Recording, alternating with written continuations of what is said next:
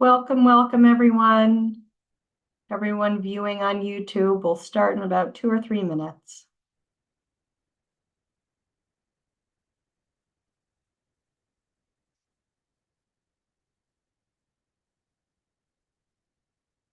Hi, Lisa, welcome.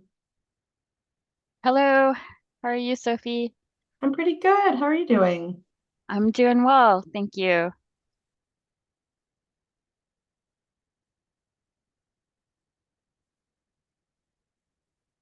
Hi there, Ezra. How's life as a grandparent? Hey, Sophie. Grandparent life treating you okay? I can't hear you. Oh, I don't know if it's you or me. I hope not to have an Let me issue hold on. again. Oh, my I'm sound hearing must. you okay, Sophie. Okay. Okay, I hear you now. Hi there, Ezra. I was asking how grandparent life was treating you. So wonderful. She's going to be a month old tomorrow. Oh my goodness. So, and she's just the sweetest little baby, and she's cuddly and sleeps well. So, she's been treating her parents very.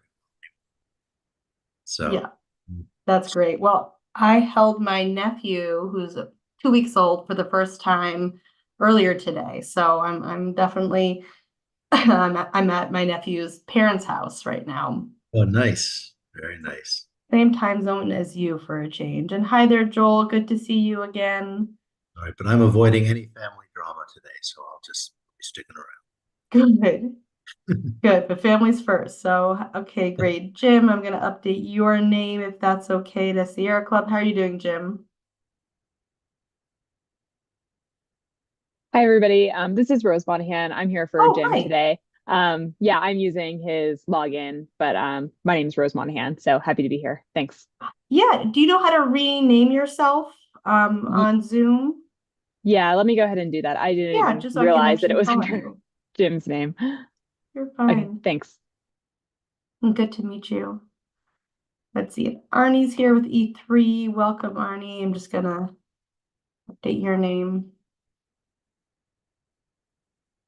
And Rose, just while we're warming up here, do you want to just give a quick intro of who you are and your role? Yeah, I'm happy to. My name is Rose Monahan. I'm a staff attorney with Sierra Club. I do work in Washington and across the Pacific Northwest, but today I'm just pitch hitting for Jim. So that's me. Thanks. Great. Thanks for being here. So I'm taking attendance. We have UTC with Joel. We have Sierra Club, Public Council, PNUC, and Megan. Welcome, Megan from Climate Solutions.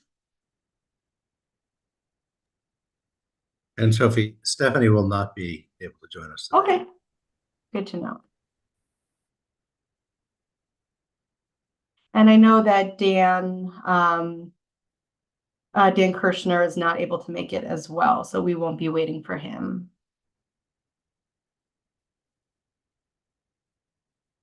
Okay, we'll give everyone another few minutes.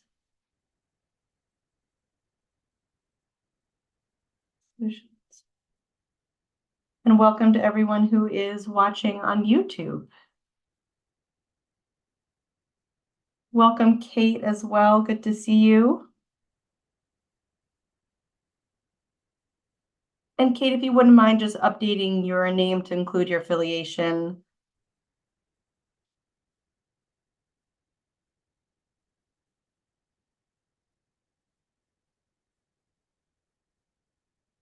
Great. All right, I'll give everyone another minute or so. I know it's just the lunch hour. Feel free to eat your lunch, take care of yourself. We have a long meeting ahead of us, and it's good to have fuel.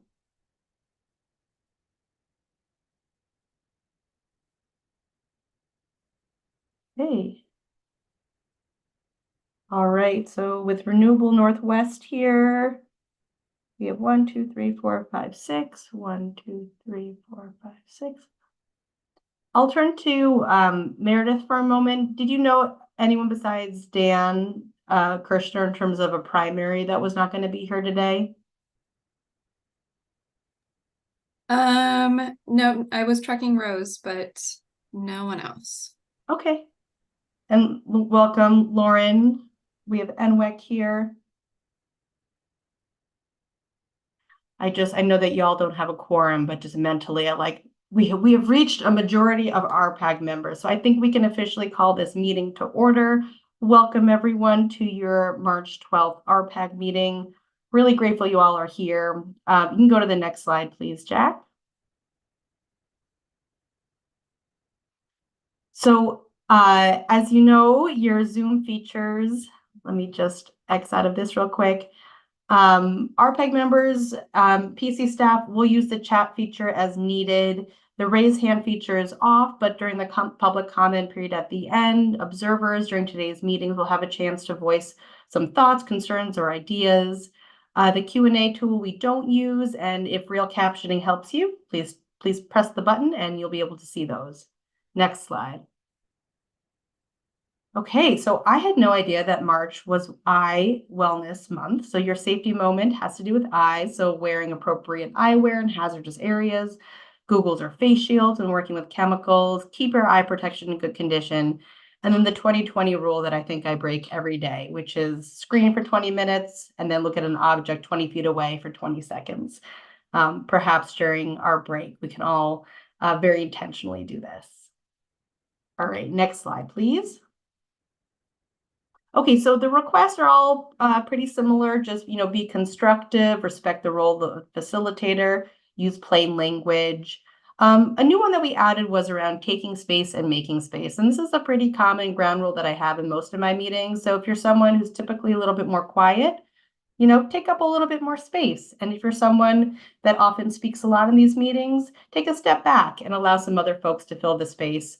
PSE designed this RPAG group to have kind of a balance of interest, and that really comes to light when everyone participates. We know that not everything can be addressed in this meeting, and you may have ideas or colleagues weighing in after the fact. So that feedback form is a place for you to log that. Pauline, if you can just put the link to the feedback form, that would be great. And for those of you in the public, thank you for being here, and we'll certainly reserve time for your public comments. Next, and one more note, in terms of your agenda and slides, I'll also ask my colleague Pauline to drop the agenda and slides into the chat, but recognize that there's a new slide 20 that was just added today. It just was omitted by accident. And for members of the public, the updated slide deck will be available by end of day today. Also in your slide deck, you'll see the appendix. There is a glossary of terms just to kind of help with legibility. Okay, Jack, now next slide. So our agenda today, Philip will start with just doing a summary of the feedback that he's been hearing from you all, but also members of the public, really trying to connect the dots between the public track and the RPAG. We'll then turn it over to the experts, Joe Hooker and Arnie Olson from E3. We'll talk about the resource adequacy results, take a break, come back, and Elizabeth Hosner will talk about the social cost of greenhouse gas modeling. And then we're really hoping to have a discussion. And just a heads up now, I think I'll just be going around the room and giving everyone the opportunity to talk during that session. And if you don't have anything, you can say pass, but I really just want to give you all the opportunity to share some thoughts around the social cost of greenhouse gases, wrapping with public comment and get you all out of here by 3 p.m. Next slide. Okay, we actually already talked about all of these presenters, but Philip and Elizabeth from PSE and Joe Hooker and Arnie Olson from E3. Next slide. Okay, Philip, I'm going to turn it over to you, and I know you'll talk a little about the feedback summary and also just kind of give some broader context to today's meeting. So over to you, Philip. Great. Good afternoon. Thank you, Sophie, and thank you all for joining us. Why don't we go to the next slide? Just high-level summary of the January 17th RPAG feedback report. You'll find that online. Hopefully you noticed that we put more effort into this to be a little more descriptive in our responses. So hopefully that works. Hopefully that works better. We were hearing some feedback and people would like a little more. So hopefully that worked out well. I'm happy to take any questions if you have any on the feedback report, but as we look forward to this meeting. Very exciting. If you're on this committee, hopefully you find it exciting too, to review the results of E3's resource adequacy analysis. So they talked about how they were going to be doing the analysis earlier. Now we're going to see the results. One of the things that you will notice, is that they're really focusing a lot on the loss of load expectation, or LOLE metrics. We asked them to do this both ways, do LOLP, or loss of load probability, as well as loss of load expectation as the basis of defining our resource need. I'm glad that we asked them to do it. The RAP, the Western Resource Adequacy program, they are using an LOLE metric. So we've asked E3 to try and best they can to define all of our resource adequacy metrics in a way that will transition over real smoothly to the RAP. So you'll see a lot with LOLE. I don't want to steal Joe's thunder, but it actually didn't make that much of a difference for us. So that makes it a little bit easier. So it just makes a lot more sense to be thinking about transitioning over to the LOLE approach. So with that, I'm certainly available for questions. Otherwise, I know I'm excited to walk through E3's results. Great. Questions or comments for Philip on the feedback that PSE has been receiving recently? Philip, I'm looking around the virtual room and I'm not seeing any. So I think that means we can go on to the next slide. So please go ahead and do so. Thank you. Okay. We'll actually just jump one more slide and I'll just provide some framing before turning it over to Joe. So there was a request that PSE provide a little bit of clarity about what they're really asking of both the public, but also you all as their advisory group ahead of each agenda item. And so just to kind of help set expectations, this presentation that Joe and his team are going to give now is kind of, yes, informing you on what they've been up to, but also consulting you, asking you, is there anything you'd like to see different, anything you'd like to see evolve? And in my work with PSE, I want to kind of convey what I've been hearing from them, which is they're providing this as a general guide around informing and consulting, but don't let the box constrain you. You know, if you all have something, a light bulb moment, and you want to share it, please go on. And I've heard from PSE that as long as the timing allows, they're going to hear ideas. And so generally consulting with you, but please, you are their advisory group. It's in your name. So feel free to weigh in more heavily if there's anything that really jumps out at you. So with that, I will turn it over to Joe Hooker with E3. Joe, do you prefer people to ask questions throughout, or do you want to pause halfway through? What would you prefer? Yeah, throughout's fine. And then also during breaks in the presentation, I'll check if there are any questions. Okay, very good. You're a pro at this. So I'll turn it over to you. Go ahead, Joe. Great, thank you. And it's great to be back with you all. If you could go to the next slide, please. This is our agenda. My name is Joe Hooker. I'm a director at E3. I'm joined by Arnie Olson, who's a senior partner at E3. We presented at the last RPAG meeting, so we won't do a full introduction again, and we'll dive right into the materials. This is the agenda for our portion of the presentation today. The first two sections are largely review from the last meeting, and so we won't spend too much time on those two sections, providing a little bit of background on resource adequacy and where it fits in the overall IRP. And then also highlighting some of the key changes in the 2025 IRP versus our previous analysis for PSE. And that will help contextualize some of the results that you'll be seeing. Then we really will spend the bulk of the time here on the results, both for planning reserve margin and effective load carrying capability. And then, as I said earlier, feel free to ask any questions throughout, but I'll also pause at some times to check if there are any questions. Next slide, please. Okay, first, just wanted to provide a little bit of background on our experience in performing resource adequacy studies. The chart on the right, this map shows all the places in North America where we've supported resource adequacy studies. We've developed our own proprietary loss of load model called RECAP, which we use to perform a lot of our resource adequacy studies for utilities, system operators, and other actors in the electric sector. And we did provide the resource adequacy analysis for Puget's 2023 electric progress report. And so you will be seeing throughout this presentation comparisons between the electric progress report and the 2025 IRP results. Next slide, please. So this will be just a brief recap. We went over a lot of background on resource adequacy in the last RPAG meeting, but just wanted to provide a little bit of context before diving in. Next slide, please. So ultimately, our analysis is quantifying inputs, resource adequacy inputs that are key for characterizing resource adequacy needs for the system and what resources can provide. And we do this by quantifying a planning reserve margin, which essentially is saying what is the total amount of resources the PSE needs to ensure reliability in the future.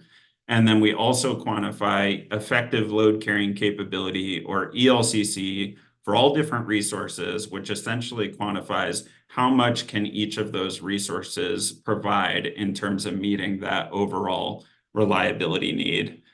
So we look at hundreds of simulation years across 3 different climate models that the council developed, and ultimately we do all those simulations to condense all the resource adequacy characteristics of the system down to several key metrics: planning reserve margin, ELCC, that ultimately will feed into Puget's capacity expansion analysis. And then it's there that modeling effort will determine which resources to add to make sure that the system is resource adequate in the future, while also considering clean energy goals and all the other considerations that go into future decisions.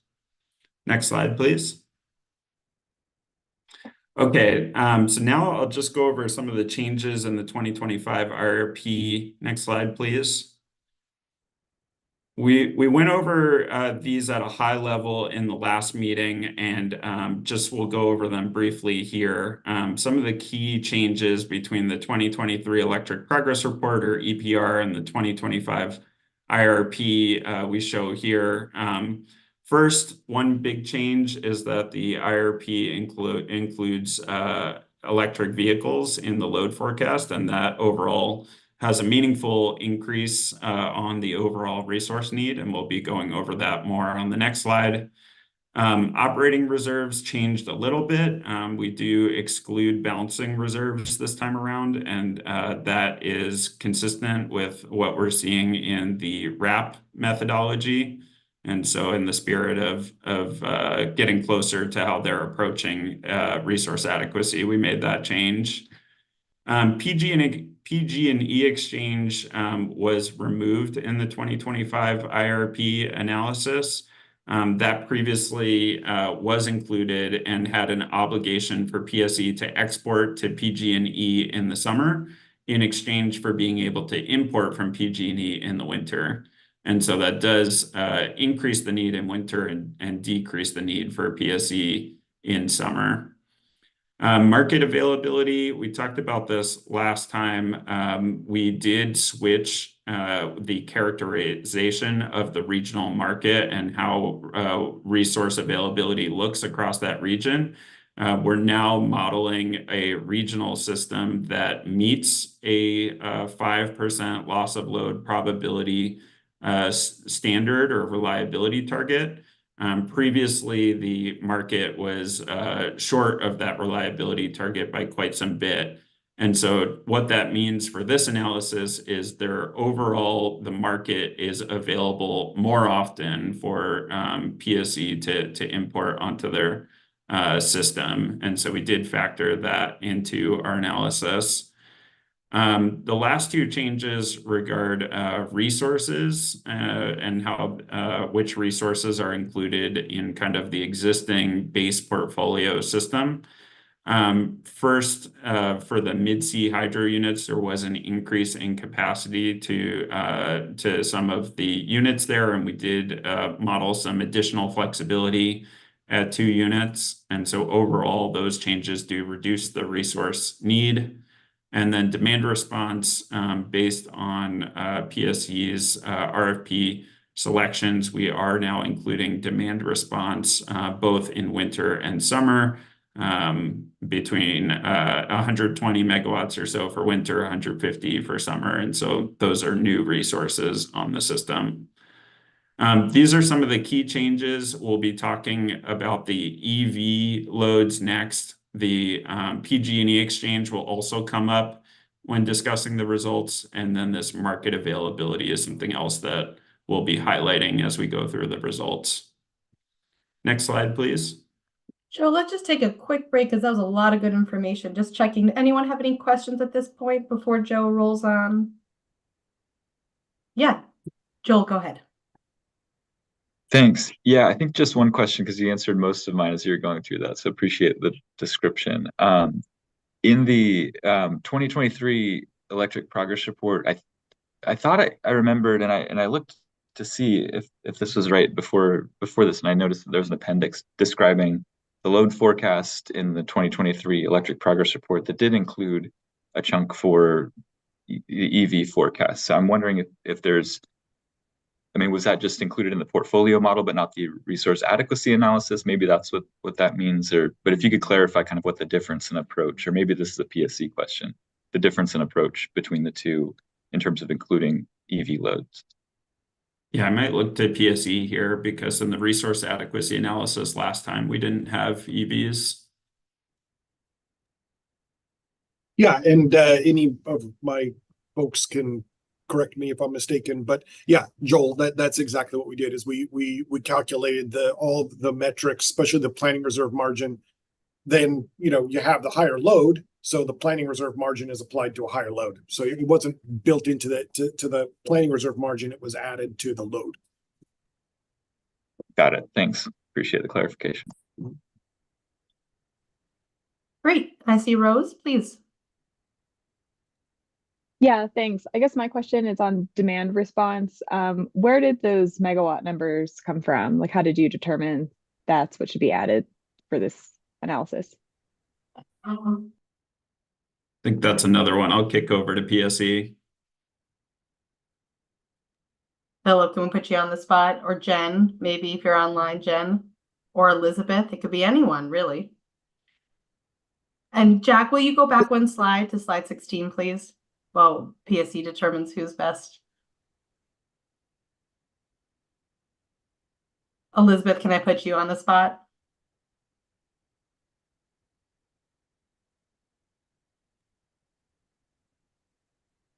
Yes. There Yes. you are. Sorry, having a little bit of technical problems right now. Okay. Trying to figure that out. Can you re-ask the question, please? Yeah, sure. My question is just for the 2025 IRP, you have plugged in 119 megawatts winter nameplate and 149 megawatt summer nameplate. I'm just wondering where those numbers came from. For the demand response.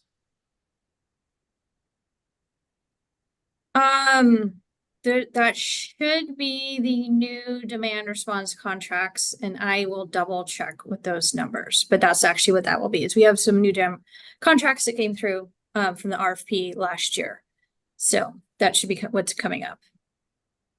Okay, thank you. And Elizabeth, when you figure that out, if it's now, or is that a feedback report thing that we should come back to later? That will probably end up being the feedback report once I double check the numbers. Just to make sure that's really consistent with what we had there. Okay, so Emily, our note taker, just flagged that as a question that should be in the feedback report. Very good. Thanks, Rose. Also, Yeah, I go just ahead. want to add Go. one thing real quick to that. Yeah. Is that doesn't mean that's all the demand response we're going to study in the IRP. That's just what was embedded in the resource adequacy modeling to start with, as like an existing resource. yeah, I was Got going to it. make the same comment as Philip. So what we include as part of the base portfolio is all of the existing and contracted resources at the time of our study. And then PSE will be looking at all other sorts of resources in the portfolio analysis for how to fill the gap in resource need. Great. Ezra, did you get your question answered or? Indeed, yes, thank you. Okay, good. And Rose, is your hand up from before or a new question? Yes, sorry about that. I'll lower it. Beautiful. Okay. Not seeing any. Thanks for letting me interrupt your flow, Joe. We can go to slide 17 and keep us moving forward. Yeah, sounds good. So this slide shows for winter and summer for one of the climate models what kind of a typical peak day looks like across the 30 different load years that we are simulating. And the real purpose of this slide is just to illustrate generally what the electric vehicle addition does to the overall load shape in our study. I will just note that this is the load shape being used for the resource adequacy model, which is based on the, like I said, 30 years of future climate change forecast data for different climate models. And so there may be a slight difference in terms of the ultimate load shape that goes into the portfolio analysis model, which is based on a single kind of representative year rather than modeling all 30 years. But what I want to really highlight here is first looking to the left at winter without the EVs there in orange. That's what the load shape looks like. And the timing of the EV loads really occurs more in the late afternoon and evening. And you can see that load ultimately getting pushed up over that time period. And so what we're seeing in our analysis now is that the timing of kind of resource needs in winter is much more concentrated in the evening period due to the addition of the EVs. Whereas in our previous study, there was more of a need both in the afternoon, evening, as well as in the morning. And so that does have impacts throughout the analysis. Whereas on the right for summer, the timing of the EV loads does coincide more or less with kind of when the system was peaking without the EVs. There is a bit of a timing difference, and so we do see the overall peak kind of shifting back an hour there. But the impact is really more pronounced on the winter side in terms of timing of overall peak and kind of when the need arises, evening versus morning. And that's not to say that the EVs will be charging during these times. We modeled unmanaged charging in our study, but PSE, as part of the portfolio analysis, will be evaluating managed charging as a way to shift that charging off of the peak and to other time periods. But that's being considered more in the portfolio analysis, whereas what we're doing here is all based off of the unmanaged charging.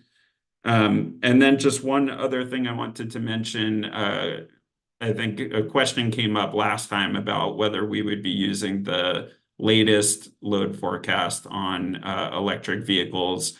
And for 2031, we are actually using the previous vintage, but what PSE found is that that versus the latest vintage is very similar. And so we don't really see much of an impact in 2031. There was really more of a difference in the 2036 study year. And so for our 2036 analysis, we did update everything to match the latest EV forecast. And so we are aligned with that latest forecast for 2036. Great. See a question from... Yeah, go ahead, Ezra. Thank you. Yeah, I understand that this is the unmanaged EV forecast. I would like to understand better where the load shape comes from for the forecast. So you have it concentrated during certain hours, but I'm curious what the basis of that specific forecast is. For EVs specifically? Yeah, so it's right. I mean, you have a good historical record for your load forecast without EVs, but you have a specific shape assumed. So I'd like to know what that model is. Yeah, maybe someone from PSE load forecasting team can chime in on development of the EV load forecast. Yeah, so this is Stephanie Price at PSE. This forecast is coming from a consultant called Guidehouse. They provide PSE weekend and weekday load shapes by month and year. And they prepare these based off of industry data as well as their projections around how vehicle adoption is going to grow in our service area. Does that help, Ezra? Yeah, I'm wondering if that is that something that you can share with this group, that study, or So I I believe that Guidehouse will be providing information to the RPAG on the forecast, and they will be presenting these load shapes at some point, whether it's in the IRP chapter or a separate RPAG. I don't want to commit to either. So yes, though that information will be presented to the RPAG in some way or another in the future. Thank I you. think it's the April 17th meeting. So just about a month from today, Guidehouse will present on the EV forecast. And if there's anything that you want following that meeting, we can work with Guidehouse about that. So thanks for the question, Ezra. Thanks. Great. All right. Anything Yeah. else on this slide? We can go to Alright. the next one. So this is the last slide in this section, and then we will transition into the meat of the results. The other thing just wanted to highlight, given that this does have implications for the results that you'll be seeing in the next section, is the timing of the loss of load events and how that shifted versus the electric progress report. This is showing average across all the three climate models we looked at, when there is loss of load on the system after tuning to the reliability target. And this is showing megawatt hours of unserved energy. And really the shape is what the timing and the shape is really what I want to highlight here. You can see that winter, the timing of loss of load events is more shifted in the evening, whereas before a lot of the loss of load events were happening in the morning time period. And there are really two main reasons for that. One, which we just talked about, is the electric vehicle forecast really pushing up the evening need a lot more than the morning need. The second impact that we're seeing relates to the imports from the rest of the region and when imports are available versus not available. Now that we switch to a regional system that is meeting the overall regional reliability target, and PSE needed to add a good amount of perfect capacity across the region in order to make that happen. Because of that, we're no longer seeing winter unavailability of those imports, which largely occurred in kind of daytime, including morning periods previously. And so now that those imports are kind of more readily available in winter, that's not having the same impact on overall resource need in the morning as it did previously. So EVs and regional availability of imports are the two main drivers on winter. And then summer looks very similar, just kind of the timing shifts back about an hour, and that's related again to kind of the EV load forecast, kind of shifting the timing ever so slightly back an hour. So that's the end of that section. Any questions on this slide before we go into PRM results? Not seeing any, Joe. Carry on. Just saw a hand go up Just from kidding. Joel. Joel, please take it away, Joel. Thanks. Yeah, so I had two questions actually. The first one I think is quick, but it was about whether these charts are to scale. Just noticing the pretty significant difference in magnitude of expected unserved energy, especially in the winter morning hours. So wanted to make sure that nothing was distorted by some kind of scaling methodology. I believe they are to scale. I will double check to confirm that.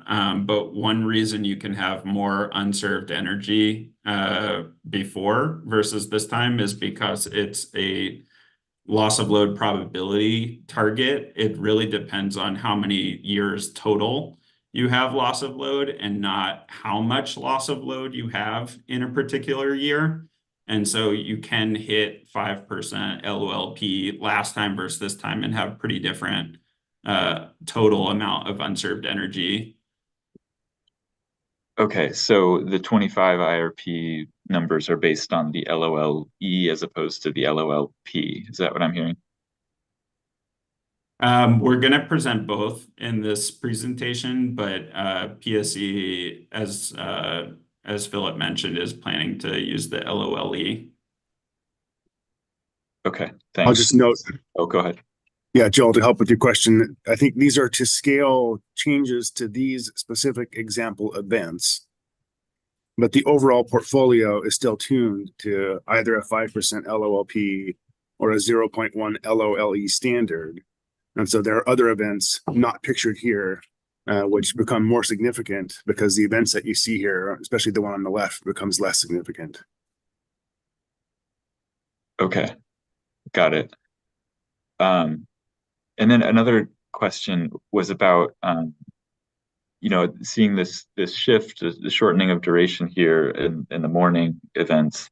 I'm wondering what you all have found when it comes to kind of the like multi-day events. It seemed like that was something that was driving in the 2023 progress report a lot of the need for some of the more expensive resources that can meet long multi-day winter events, for example. And I'm curious to know if there's any change in that, the results in this planning cycle. Yeah, I think there are a couple of answers to that. One, in terms of regional shortages, we no longer see any kind of multi-day shortage across the entire region now that the region is meeting the reliability target overall. We do tune the system to start to hit the reliability target, and that means adding perfect capacity to PSE system to meet that reliability target. And at that tuning, the duration of events is quite short. And so you'll see that short duration battery storage, for example, starts with a pretty high ELCC. But as you add more and more of a short duration resource, you kind of extend the period over which you need other resources to kind of fill in. So I think the short answer is you'll see that short duration resources will start with the high ELCC, but the overall portfolio will still need kind of longer duration or resources that can output for long periods of time to kind of fill in after those kinds of resources get added to the system or in combination with those types of resources. Thanks for that. And Philip, I saw you come on camera. Anything to add? Yeah, I just wanted to mention that I think that the issue Joe just walked through is really important. The implications of that are really important. We're basically here, we as an E3 had to add, in the range of 6,000 to 7,000 megawatts of perfect capacity to the region. We're not going to be adding 6,000 to 7,000 megawatts of perfect capacity to the region, right? But this is the industry standard approach to doing this analysis, right? It's not designed for giant holes. It's designed for little holes, really. But that has us awfully nervous about what the implications are for especially shorter term duration storage that, you know, as we saw in the cold snap back in January, we had 4 or 5 days with no wind at all, right? And off-peak power prices were exceeding the FERC cap. So what we will be doing is being really, really careful about analyzing on the back end of the IRP and of the portfolio analysis to make sure we're really paying a lot of attention to what kind of energy is being used to charge the batteries that, you know, we expect to see plenty of batteries in this IRP, and just being real attentive to, do we have enough off-peak firm energy to charge those batteries? And if not, we better be aware of that if we're going to count on batteries to keep the lights on. So I think that the way we've been looking at it is we should be moving forward with the analysis that E3 has done here, because it's very industry standard stuff and they do a good job with their analysis. Is then be real thoughtful and analyze the results real closely to make sure that we're not setting a portfolio up to have batteries that and then we're just hoping somebody's wind somewhere will charge to keep the batteries going, you know. So I think we'll study that on the back end. Yes. Thanks, And Philip. just to underline that, then also upstream of our analysis is this Genesis analysis of the region, which has its own kind of weaknesses and is based on future conditions that aren't like the ones that we saw this January, because they're based on these climate change scenarios, both in terms of weather and in terms of water. So there's a lot of ingredients that are boiled down here, but it's good to keep in mind, you know, all the things that go into it up front and really all the uncertainties that creates along the lines of what Philip was talking about. Thanks, Arnie and Philip. Any reactions to any of those comments before we let Joe move on? All right, Joe, go ahead. All right. So now we're going to go into results. You can go to the next slide. And as I mentioned earlier, we will be focusing first on loss of load expectation results. After going through those, we will show the comparison with that and the loss of load probability results. As Philip mentioned or alluded to earlier, there's not a significant difference between the two. So as we're going through the loss of load expectation or LOLE results now, you can kind of think of that as broadly applicable to both. Next slide, please. Okay, this first slide is just providing some of the key numbers that underlie the overall planning reserve margin requirement, as well as the overall capacity short, which is what PSE will be solving for in the portfolio analysis. The first line here is showing the median peak load, and we compare it for winter and summer for electric progress report versus IRP on the right. And overall peak load increases for both winter and summer. The addition of the electric vehicles in our analysis is a key contributor to that. And then the next line down, we show the capacity short versus the target. So we add in enough perfect capacity to hit the reliability target along with all of the other existing and planned PSE resources. And this line is showing the total perfect capacity that we're adding to the PSE system in order to meet that reliability target. And what you can see is for winter, the overall short here went up, while for summer it went down slightly. And one of the key factors playing into that is the removal of the PG&E exchange. Now that PSE would not be getting that power in winter, the need in winter goes up, and then vice versa for summer, the need's going down because PSE doesn't have that obligation towards PG&E. The line in red here is really kind of the high level or kind of the key number to take away, given this is the overall capacity shortfall that PSE needs to solve for in the IRP. So this adds on to that previous line, the contribution of unspecified imports. As part of the RAP, PSE does need to show that it has sufficient resources, and if importing onto its system, there needs to be a resource behind that. And so ultimately, this line here is overall what they are solving for in terms of new resources to add in the portfolio analysis. And overall, versus the electric progress report, we do see an increase here in terms of the overall need on the order of 150 to 200 megawatts. And overall, the total gap here is approximately 3,000 megawatts, which is very large, and that'll really be emphasized on the next slide. In terms of the planning reserve margin percentage, while the overall need is going up, the planning reserve margin percentage is going down slightly. And the key driver there is because we're adding in the electric vehicle load and we're not varying that across any of our simulation years, that's ultimately reducing the year-to-year load variability that we're seeing across all of our simulation years. And so that does bring down kind of the planning reserve margin need that is above and beyond the median peak load requirement. Joe, can I pause you for a sec? I see a question in the chat about, can PSE remind the group of the thought behind removing the PG&E exchange?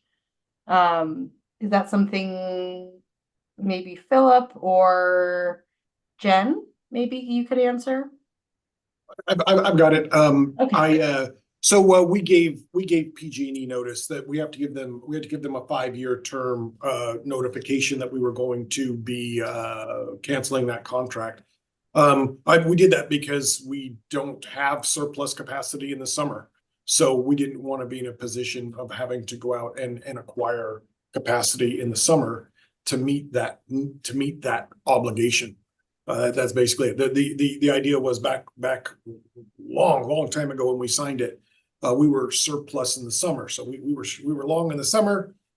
They were long in the winter, so it made sense to exchange. Well, we don't have that situation anymore. Okay. Thanks for jumping in, Philip. Hope that helped, Joel. Okay, Joe, keep going. Okay. Yeah, we can go to the next slide. And this slide is really kind of a graphical representation of some of the information on the previous slide, plus a few other data points.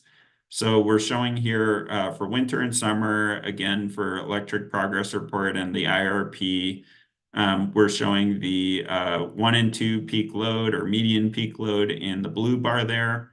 The planning reserve margin is the box on top of that. So the blue total bar is really the total resource need. And then what's shown on the right is stacking up all of the resources that PSE has existing and contracted at the bottom there. I mentioned earlier that the mid-sea capacity increased versus last time. So you can see that bar growing a bit versus the electric progress report. Thermal bar really remains largely the same as last time. And then for all other resources, which includes wind, it includes the demand response, as well as other contracts. That bar you can see shrinks a little bit in summer and grows. Sorry, shrinks a little bit in winter and grows a little bit in summer. And again, the largest factor there is the PG&E exchange getting removed. On top of that are the numbers that we just discussed on the previous slide, the unspecified imports and the capacity short. Those two bars together is the total amount of resources that PSE is short versus the overall target there in blue. And as I mentioned on the previous slide, it's a substantial amount of resources to fill in, both with kind of the most recent RFP, but then also for solving through the IRP analysis. So about 3,000 megawatts, and that's kind of just short of half of the overall need for reliability, so quite significant.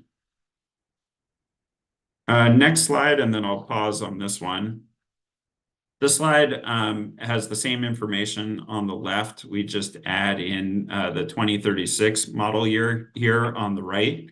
And you can see overall the total need is growing in the IRP versus the electric progress report. Again, EVs are part of the story there, given the growth in EVs between 2031 and 2036, but then also overall load growth.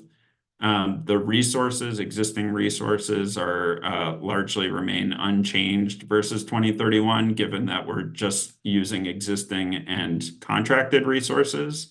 And the result of that is ultimately that capacity shortfall in the hollow red boxes grows between 2031. And it grows from about 3,000 megawatts to around 4,500 megawatts in 2036. So the overall shortfall continues to grow. And just one thing that I forgot to mention previously, but just wanted to remind everyone what months correspond to winter and summer.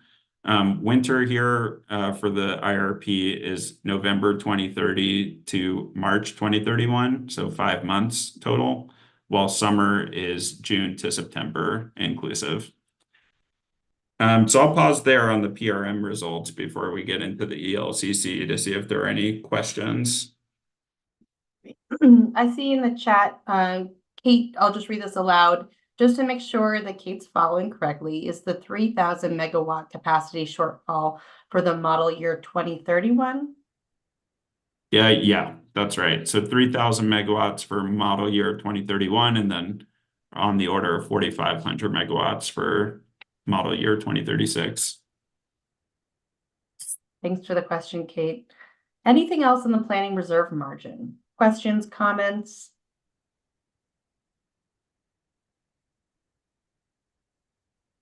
Okay. All right. Well, we can move forward. So that's kind of the total resource need. Now, ELCC, or effective load carrying capability, is really quantifying how much each of the potential candidate resources could contribute towards meeting that. So here in this table, we're showing for adding 100 megawatts of any of these resources shown on the left, wind and solar, what is the ELCC percentage that would apply to that resource? So you can think of this as kind of the starting point for the ELCC, and then we have some charts that we'll share in a little bit that shows how this changes with the penetration of each of these resources as you add more of them. So just comparing, contrasting the electric progress report versus IRP. I'm not going to walk through every single one of these lines, given it's a lot of data, but then also really the high level story here is that the results this time around versus last time are largely quite similar for both winter and summer.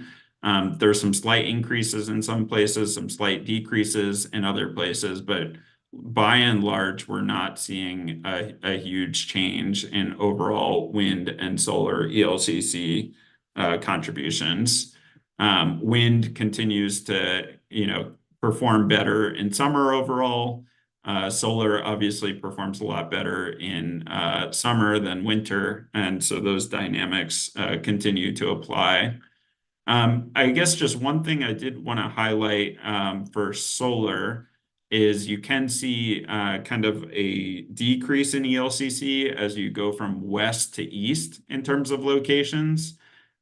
So Washington West versus Washington East, Idaho, Wyoming, as you continue to go east, the ELCC is declining. And the reason for that is just that the overall need in summer is in the late afternoon and evening. And so the solar that's more east of Washington will fall off earlier in the evening relative to the solar that's more to the west. Go to the next slide, and then we can get into the demand response and energy storage results. Energy storage is a similar story as the renewables. The ELCC is largely similar.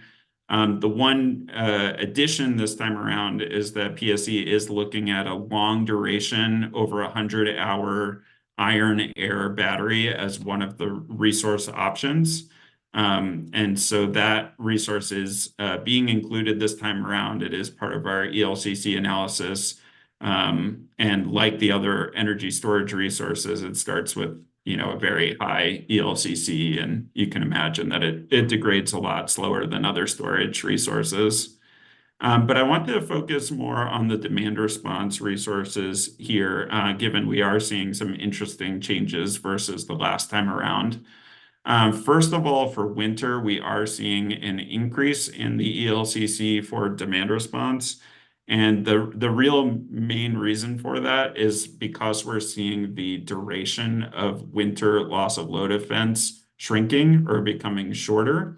That makes it easier for a demand response resource, which has a limited duration, a limited number of calls. It makes it easier for a resource like that to meet the winter need, given it's shorter overall.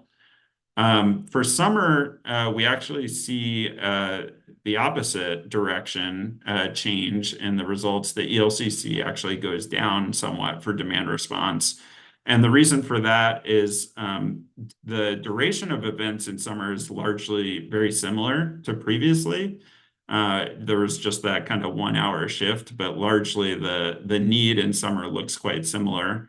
However, this time around, we are including those additional demand response resources as part of the base portfolio.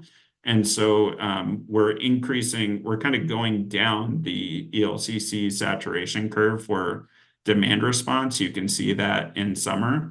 So while the ELCC for that first tranche of demand response, which is included in the portfolio, is quite high, the ELCC for the next tranche for summer is lower than that. So that's the reason you see a decline there. So Joe, I saw that Lauren had a question, but Lauren, can you come off of mute just so that you can ask it in reference to the correct slide information?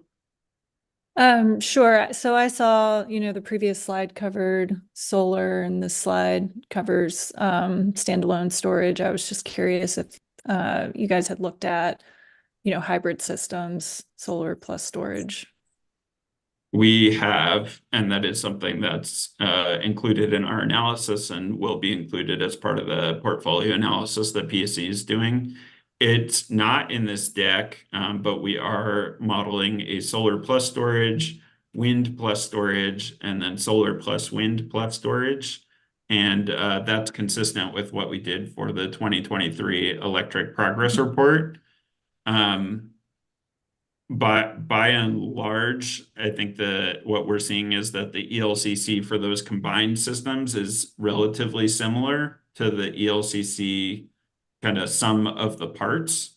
There may be some slight differences depending on if there's kind of a limitation on the interconnection for a hybrid resource. But I think broad rule of thumb, generally, we're seeing that kind of sum of parts being similar to the hybrid ELCC.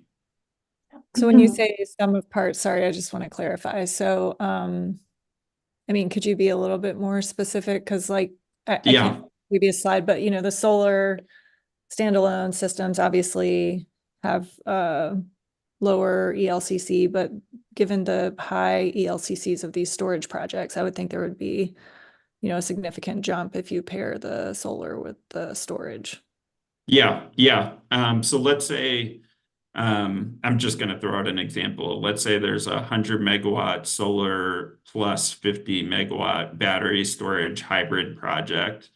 I would expect, or I think what we've been seeing in our results is that the ELCC for that combined resource is pretty similar to the ELCC of a standalone 100-megawatt solar resource plus the ELCC of a standalone 50-megawatt storage resource.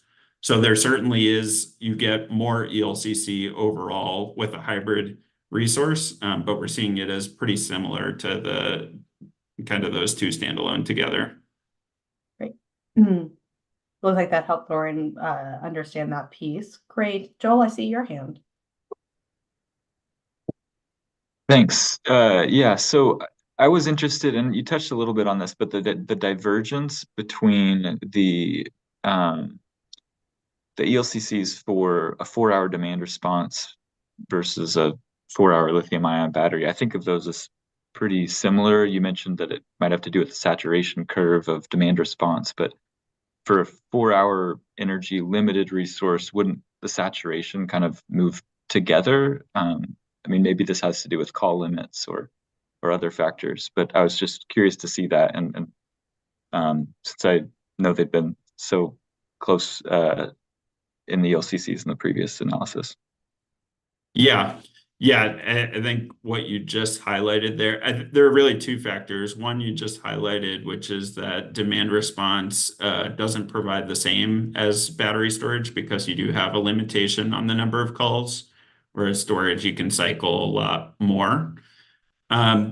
The other factor at play is that in our analysis, we assume that battery storage can provide operating reserves to the system. And so a battery storage resource can help PSE meet those operating reserve requirements without needing to discharge in all hours. And so that's kind of a benefit in terms of ELCC. Whereas demand response, we don't have that same assumption, given that you do have the limitation on calls for demand response. So you really wouldn't be able to have it provide operating reserves in the same way kind of throughout the entire year. And then, I'm not sure about this demand response program in particular, but some demand response programs, you also don't have the same degree of control to be able to respond precisely on a really short time scale like you can for battery storage. Thanks. That's really helpful.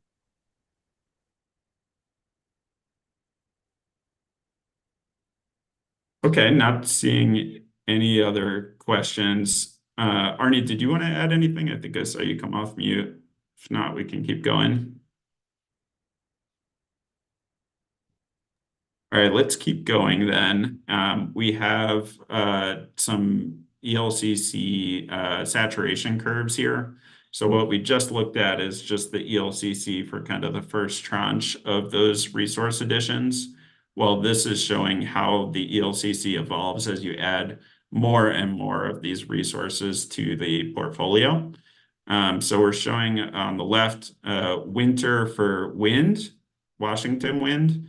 And then on the right, we're showing summer for Washington solar, just to give you kind of two snapshots.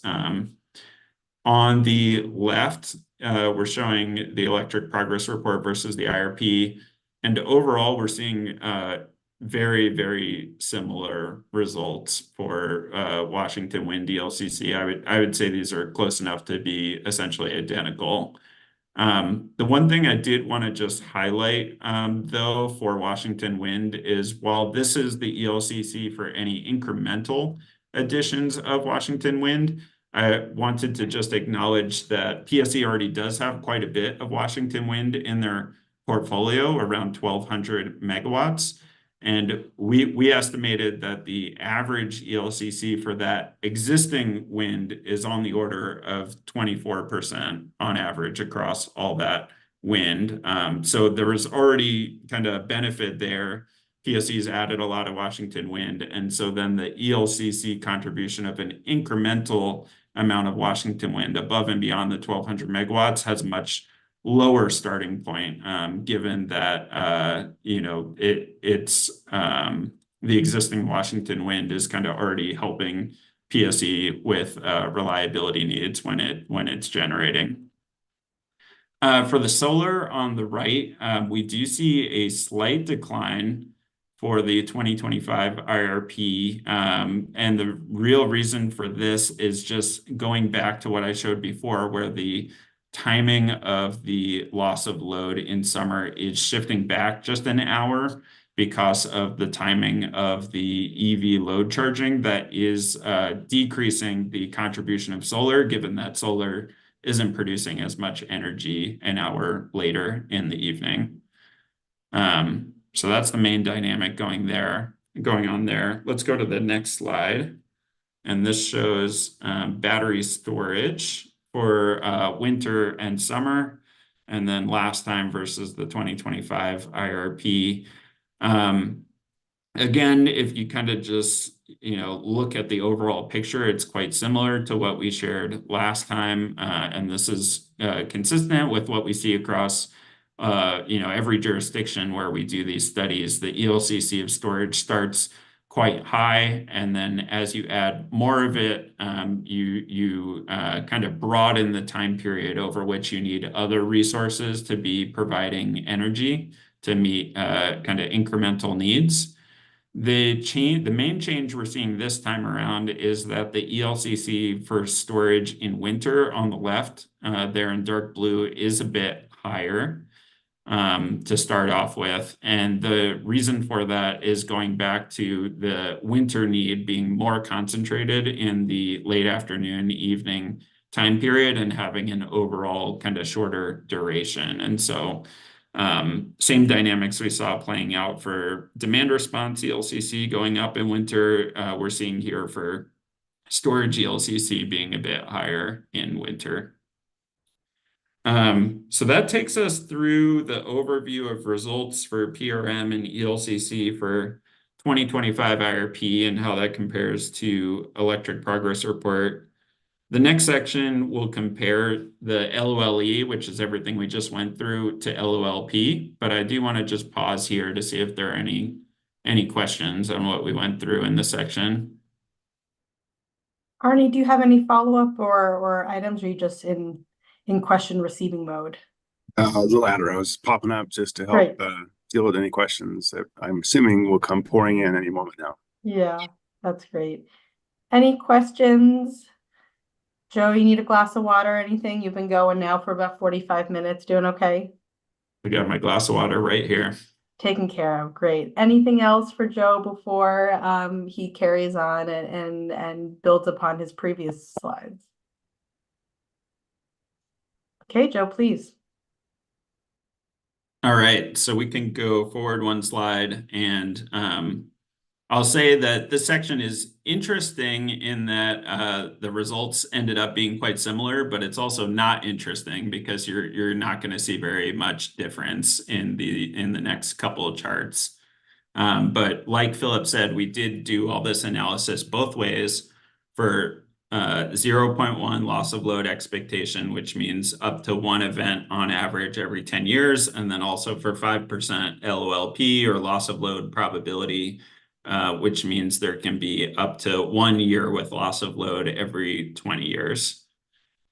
So we can go to the next slide. So this shows a similar graphic to what we shared earlier, and everything in this section is similar format. We show winter on the left, summer on the right for 2031, and then we're comparing the LOLE and LOLP metrics and results for all these different metrics, the PRM percentage and contributions of resources.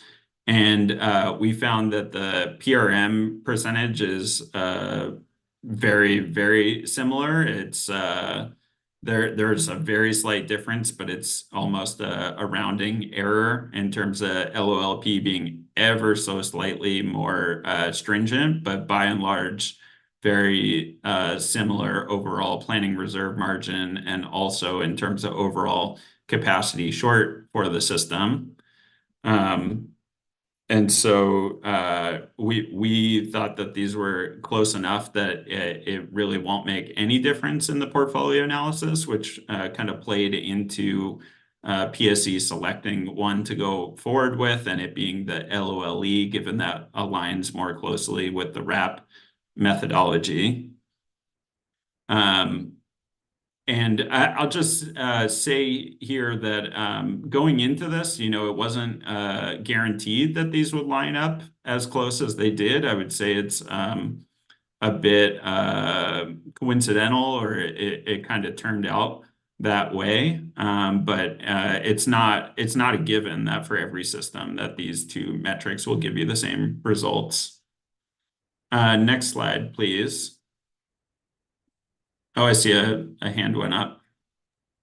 Yeah, thanks. Just quickly, maybe speak just intuitively to why the planning reserve margin is so high? Like, I'm not familiar with this system in depth, but what I've seen with some other utilities is sometimes there's like significantly lower planning reserve margins. So I'm just wondering if you could help me understand that. Mm-hmm. Yeah, if you could go back one slide. I'll just say that we've done a lot of these studies and reviewed other studies, and I've seen planning reserve margins lower than this. I've seen planning reserve margins higher than this. Yeah.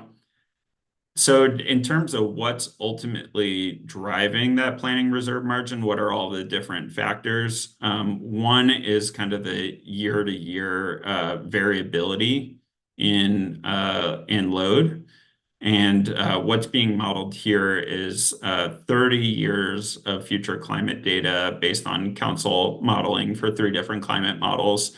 And so if there's kind of more variability year to year across those future weather conditions, that would drive the PRM higher overall. So that's kind of one of the key factors, load variability. Another key factor is the operating reserve requirement. We have here a little bit north of about 7% operating reserve requirement. And so PSE basically needs to make sure there are resources available during all hours to ensure that there's that 7% operating reserve margin requirement being met. And so you can kind of think of that as being additive to the overall PRM. Another factor that plays into the PRM, and this is purely an accounting convention and really doesn't impact the overall capacity short or what gets built in any way. But PSE has a convention where mid-sea hydro, existing mid-sea and existing thermal resources, not future thermal, but existing, gets counted at the PRM based on its nameplate capacity, as opposed to like an ELCC, let's say. And so what that means is that given those 2 bars, the dark blue and light gray on the right are at nameplate, the PRM percentage needs to be a little bit bigger to account for the difference between nameplate and ELCC for those resources. That's, like I said, a pure accounting convention. If you counted those resources at ELCC, the PRM percentage would be smaller, but everything else you see on the right, the capacity short, imports, all other resources would all be identical. So that accounting convention is one other factor that plays into the PRM percentage. That's all qualitative. I don't have anything in this deck that kind of like decomposes the PRM between those different components, but I don't know if that's helpful. No, yeah, that was all I was looking for. That is helpful. Thank you. All right, cool. So we can move forward to the next slide. So this shows ELCC comparison, winter for Washington wind on the left, summer for Washington wind on the right, and overall, pretty small differences here. Just acknowledge that the y-axis here, we're pretty zoomed in, so very minor differences here. We're not really seeing much. Next slide, please. Same story for solar. You can see that winter and summer, we're seeing very similar results between the two standards. LOLE might be a hair higher, but again, these are very minor differences in the grand scheme of things. Next slide, please. Here, storage, similar story, same shape between the two. We are seeing a tiny bit higher to start off with for storage, but then slightly lower for later, or higher penetration levels for LOLE. And again, pretty small differences in the grand scheme of things. This ultimately relates to kind of the timing of loss of load events and the duration of them across these two standards, but again, it's pretty similar. So yeah, I think going into this, we didn't know that the PRM would be so similar between the two. I think we expected ELCC results to be pretty similar, and that's what was borne out in the results. But overall, kind of interesting to see that comparison. And as we mentioned throughout, PSE is planning to use the LOLE metric in their analysis. Any final questions? I have one summary slide to kind of recap, but just checking if there are any questions on the last couple. I see a question here from Joel in the chat. So Joel would be interested in seeing some of the saturation curves for some of the other resources. And he's wondering, did E3 develop them for all modeled resources? And can they be shared with the group? Thoughts on that, Joe, or maybe PSE? Yeah, so I'll say that we did develop ELCC curves for all the resources, and I don't know what it is, maybe 7 wind, 5 solar, the hybrid, the different storage and demand response resources. So yeah, we obviously didn't have enough time to go through all that, and a lot of it would be quite repetitive in this meeting. So that's why we kind of picked out a few that we thought were most exemplary of the results.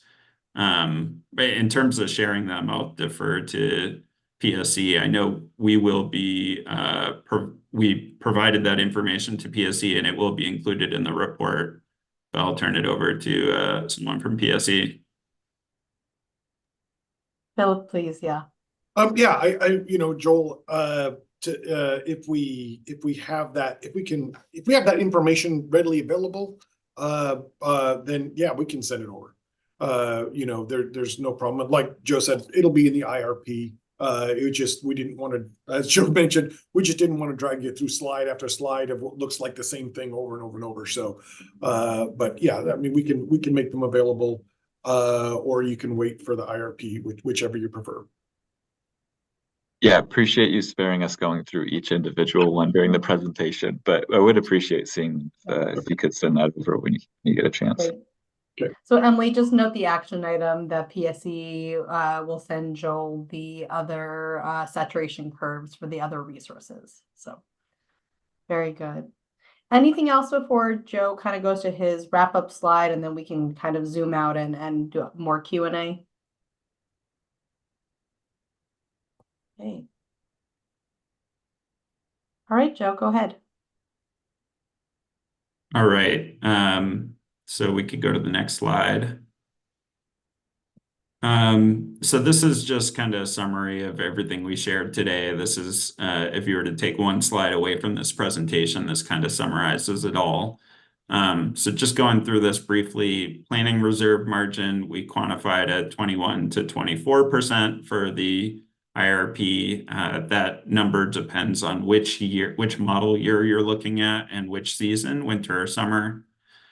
We looked at what is the capacity shortfall that PSE is working with and needs to fill as part of the IRP analysis. And for 2031, that is about 3,000 megawatts.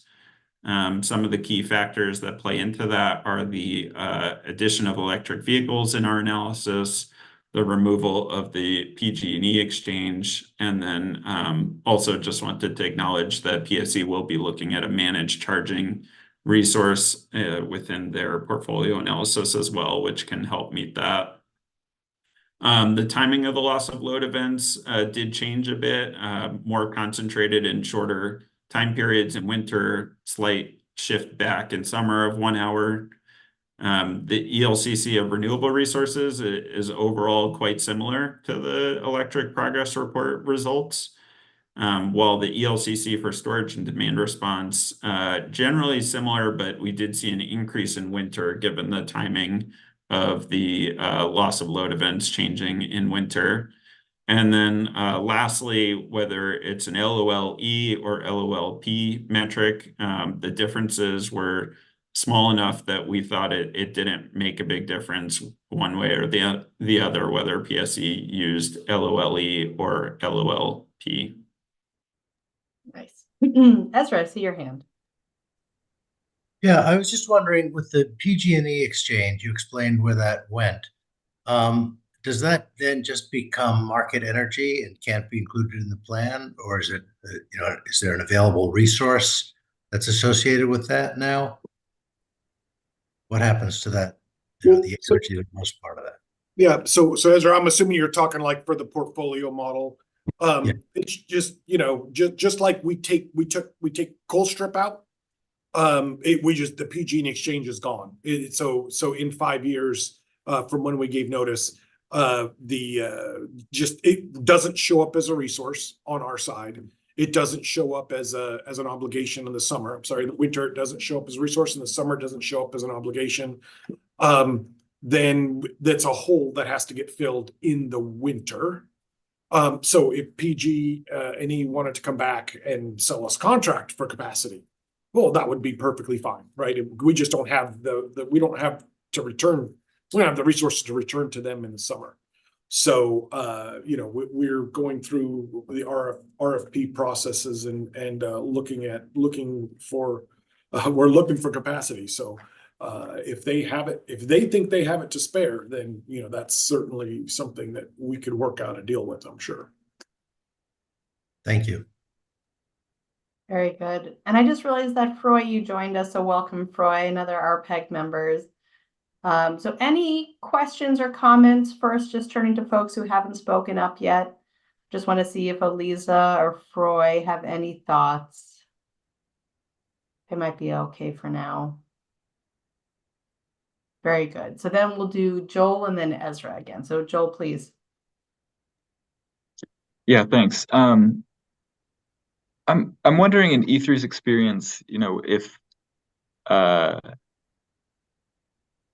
setting up different types of demand response resources and looking at, given sort of the different operational characteristics of an EVSE time of use program versus a smart thermostat DLC program versus there's the variety of different DR programs. If just modeling for RA purposes, a 3-hour and a 4-hour kind of generic DR program is sufficient. Maybe it covers, kind of all the different permutations, or maybe we don't need to. Maybe the results wouldn't change. But in other analysis that you've done, have you explored kind of different types of DR? I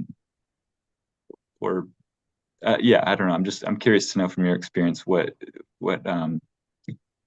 if this is kind of industry standard and everyone's just doing it this way, or if there's other creative ways to sort of get a good sense of what DR could offer for resource adequacy purposes. Yeah, Joe, maybe I'll jump in on this one. It's a great question. Obviously, as you know, there's a huge variety of potential DR resources out there, depending on the customer types and how they're aggregated. And, some of them will have different limits on call, numbers of calls, some of them on hours per call, some of them on seasonal availability, what are the underlying load characteristics, just a huge variety.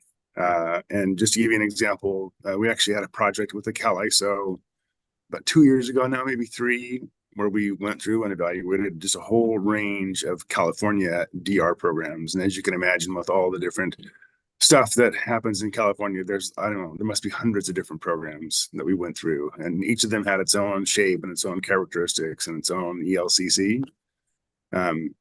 So if you're evaluating the effectiveness of a particular program, it's pretty important to get into those details and really understand what that program gives you and what it doesn't, and especially what its limitations are. For an IRP type of an exercise, it's pretty common to summarize all of those into 1 or 2 different categories. If they all are kind of similar, you can represent them as a resource to be selected with kind of a single shape. And it's important as you do that, and you mentioned this earlier, that because there is some competition with battery storage, that to recognize that as well, that there's a limited amount of kind of short duration response that's really effective. And as you saturate that in one category, it affects the value of another. So it's pretty hard to model all of the DER type of resources in all their glory in a IRP setting, which is relatively coarse kind of by nature. But in other places, it is really important to dive into those details when you start to get into kind of program evaluation and specifically like program design. Thanks, Arnie and Joel. And I see Eliza. Please go ahead, Eliza. Hi, do you hear me? I had changed Yeah. my audio settings in the middle of the presentation because I'm in the office right now for a few minutes alone. So I'm thinking about at the very beginning, the perfect resources being added to make the region not be short, right? And so what I'm thinking about when I think about that is, the reason why this is like standard practice, and maybe hearing more from Arnie, just so people are really understanding that. I have my assumption about why that is, but it would be good to just have that explained a little more, I think, for everybody. Yeah, I'll try. I'll start, and Joe might have some thoughts as well, or Philip. But it's the standard way things are done is to start with a case that's at criterion. At criterion meaning your system meets your 1 day in 10 standard. And then from there you say, if I make changes to that, from there, what changes by adding a resource of a specific type, what value does that resource have to a system that's at criterion? If I were to just take an example, if I were to value a resource based on a system that's 2,000 megawatts short, what you might find is that, well, really, I have such a massive energy deficit that storage will never help at all on that system, because there's never any surplus energy to charge it with. But we know that your system's not going to be 2,000 megawatts short for reals, because you're going to add stuff to get up to your loss of load standard.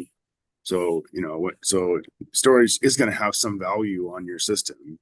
So you have to kind of measure it in a case in which you can show it at its true value. So you show it so the standard is to do it with a system that's measured, that's carefully benchmarked to meet that 1 day and 10-year standard. And since that's the standard for the system that you're modeling closely, I think it also makes sense to do that for the broader region. To take the region up to like a 1 day and 10-year standard, so that you aren't capturing some sort of short-term anomaly of it being either long or short and having that affect the values of the ELCC values of resources on your own system. So the general thought is it should be relatively in equilibrium, so that if there's a short-term effect, that's not polluting what's really a long-term value. And if you think, and I get it, it's conceptually it's challenging because we think short in the region today, but on the other hand, if you have RAP moving forward, and if everyone's going to be part of RAP, everyone's going to have to close their gaps to be able to qualify for that program. And once you get there, then you will have a regional system that is in equilibrium at that standard. Lisa, did that help? Yeah, that last part, I think I was thinking about in some sense that you also want the region maybe at equilibrium, such that you're valuing the ELCCs based on your system. And so you're not, and I think the intention of the RAP is such that that everybody will bring what they need and not and maybe not not be asked to add resources to support another system. So I think, Arnie, you kind of made a presumption that I was making around why you would do the regional ELCC at equilibrium, but now I also kind of understand the concept of the two systems at equilibrium as the starting place. but I was thinking about the impact of that, on the, if that had an impact on the summer and winter,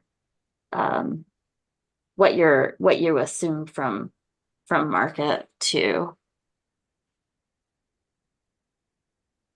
It does have an impact on market availability. Market meaning like the import availability through the Genesis model. So yeah, calibrating that model to the 5% LOLP standard does change the shape of the imports that are available to PSE, and therefore it changes the nature of the loss of load events that PSE sees on its own system. Yeah, so these are very intertwined kind of concepts, and I think just understanding that, and I know that Philip mentioned that there would be a lot of back-end analysis to look at the resources and how they might charge. For instance, for the battery, I was just wondering if there'd be some back-end analysis also, if there could be on the imports assumptions. Philip, did you want to weigh in? Yeah, I guess what to real quick to back up to what your question was, Aliza. I don't think John Olis is on. It's actually, that would be a really good question for John Fazio. Why is this industry standard? I think that the discussion we just had, that's where I kind of got to as well, where it's like, well, nothing is perfect. At least now with the RAP, you can say there's something that really needs to drive the whole region to be adequate.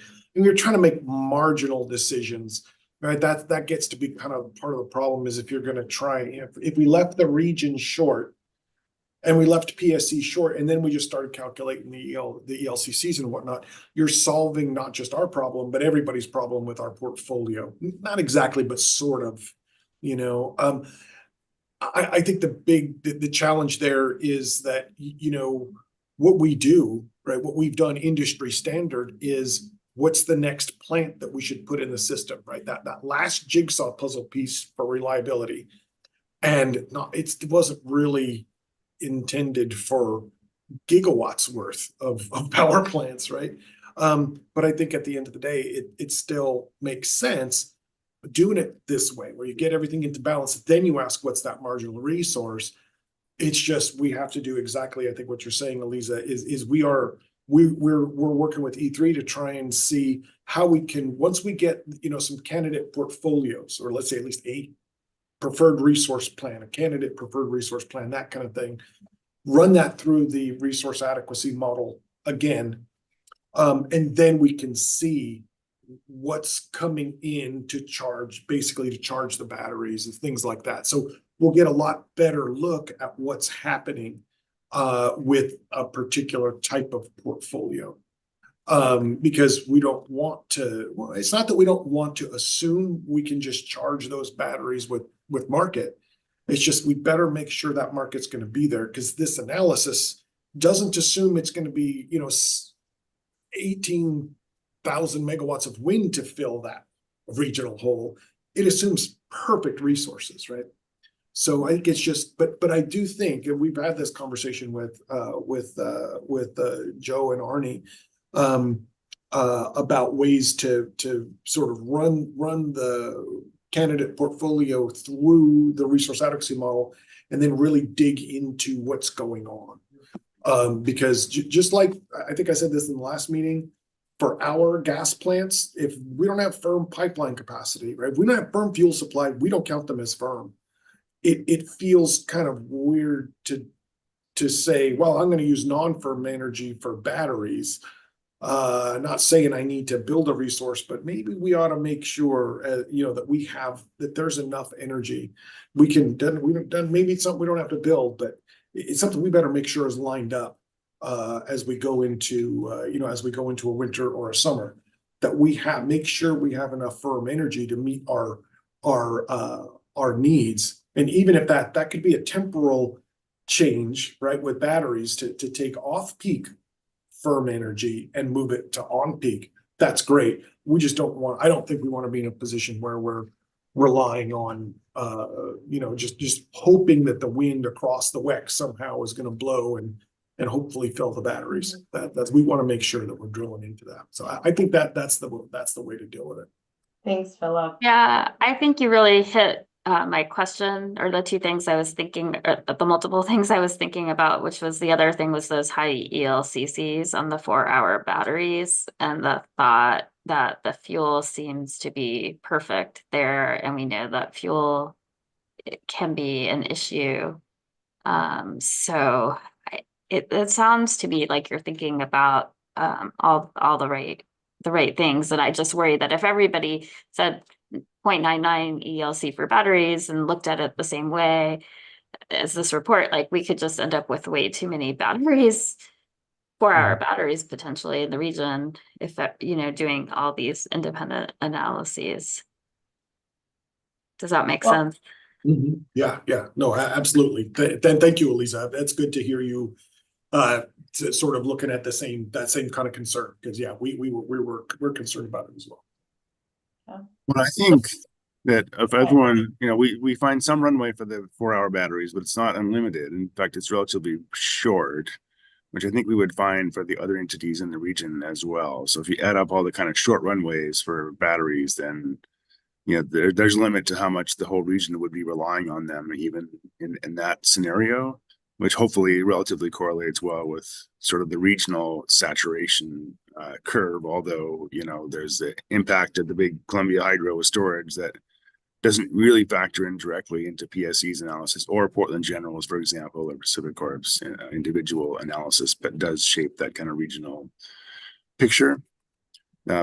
Last thing I'll note is that this kind of back-end analysis is also pretty common in IRPs. So we run ELCCs at the front end of the capacity expansion analysis to give the model some hopefully pretty good numbers to use for the capacity contribution of the candidate resources. But, that it's not a perfect input, and the model doesn't do a perfect job of capturing the combined interactions of all of the resources that it might select. And so it is pretty important to come back at the end and say, this portfolio that I'm about to move forward with, does it actually meet my loss of load standard based on the parameters I gave it? Or is there something that the model missed? And if there is, do we need to top it up, or maybe even, do they do the opposite of that if we overshot? But it's common, and it's important to do the back end analysis on LOOP just to make sure that your system's going to meet your reliability standard. So on that note, I do want to keep time here. We're about 5 minutes over. So Joe, any last words from you before we wrap up? No, thanks for all the questions, and thanks for the time. Yeah, thanks a lot, Joe. Really, really informative presentation. And so for everyone else, we're going to take our break now. In an effort to end on time, I'll say let's take our 5-minute break rather than a 10-minute break. I am going to ask for those of you who are okay with it to come on camera when we get back for Elizabeth's presentation. So if that means changing your lighting during the break or doing whatever you need to come on camera, it just really helps me as a facilitator kind of read the room, and it helps, I think, you all see each other and make this more of a meeting environment. So on that note, we will come back at 2 o'clock, and we'll turn it over to Elizabeth then. See you all in a few.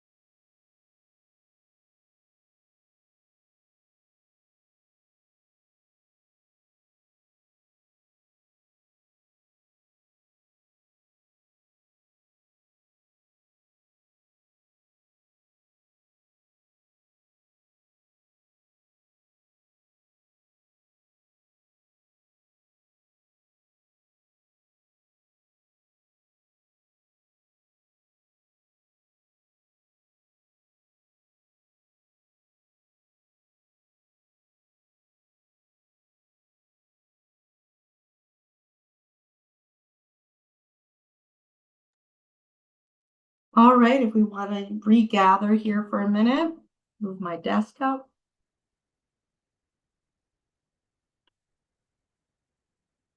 Jack, if you want to go on to the next slide so we can get going when I see some faces.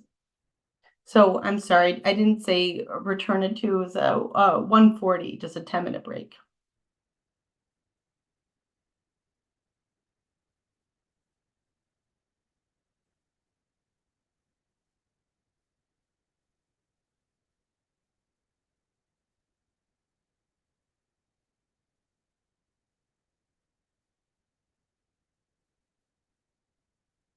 Great, we have Kate. Thanks so much for indulging me with the camera request. Others as well. Let's see if you're able to join. We have Elizabeth, our presenter.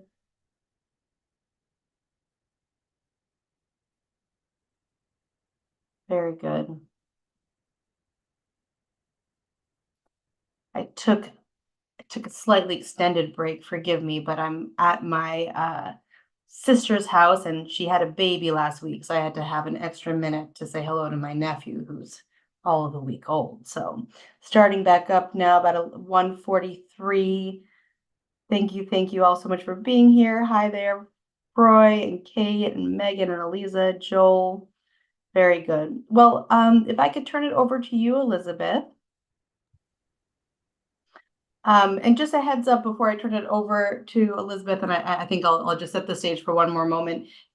I believe PSE sent you all the discussion questions that are going to get to at the end. So as you are listening to Elizabeth's presentation, keep in mind the dialogue that we'll have. And you can go to the next slide, please, Jack. And I'll just ground us again in that IAP2 spectrum.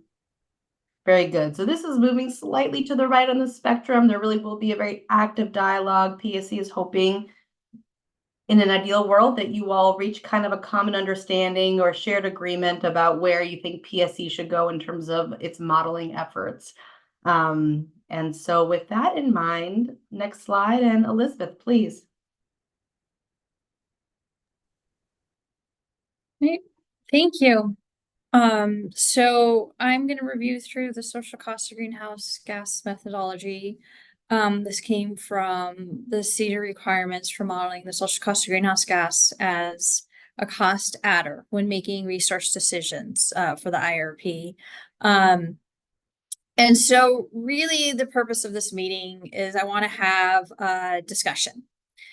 And so really I kind of outlined this presentation to kind of go through our methodology, some alternative methodology that many others have discussed, how that's applied in the model, and then just some results from the 21 IRP and the 23 progress report to help with the discussion.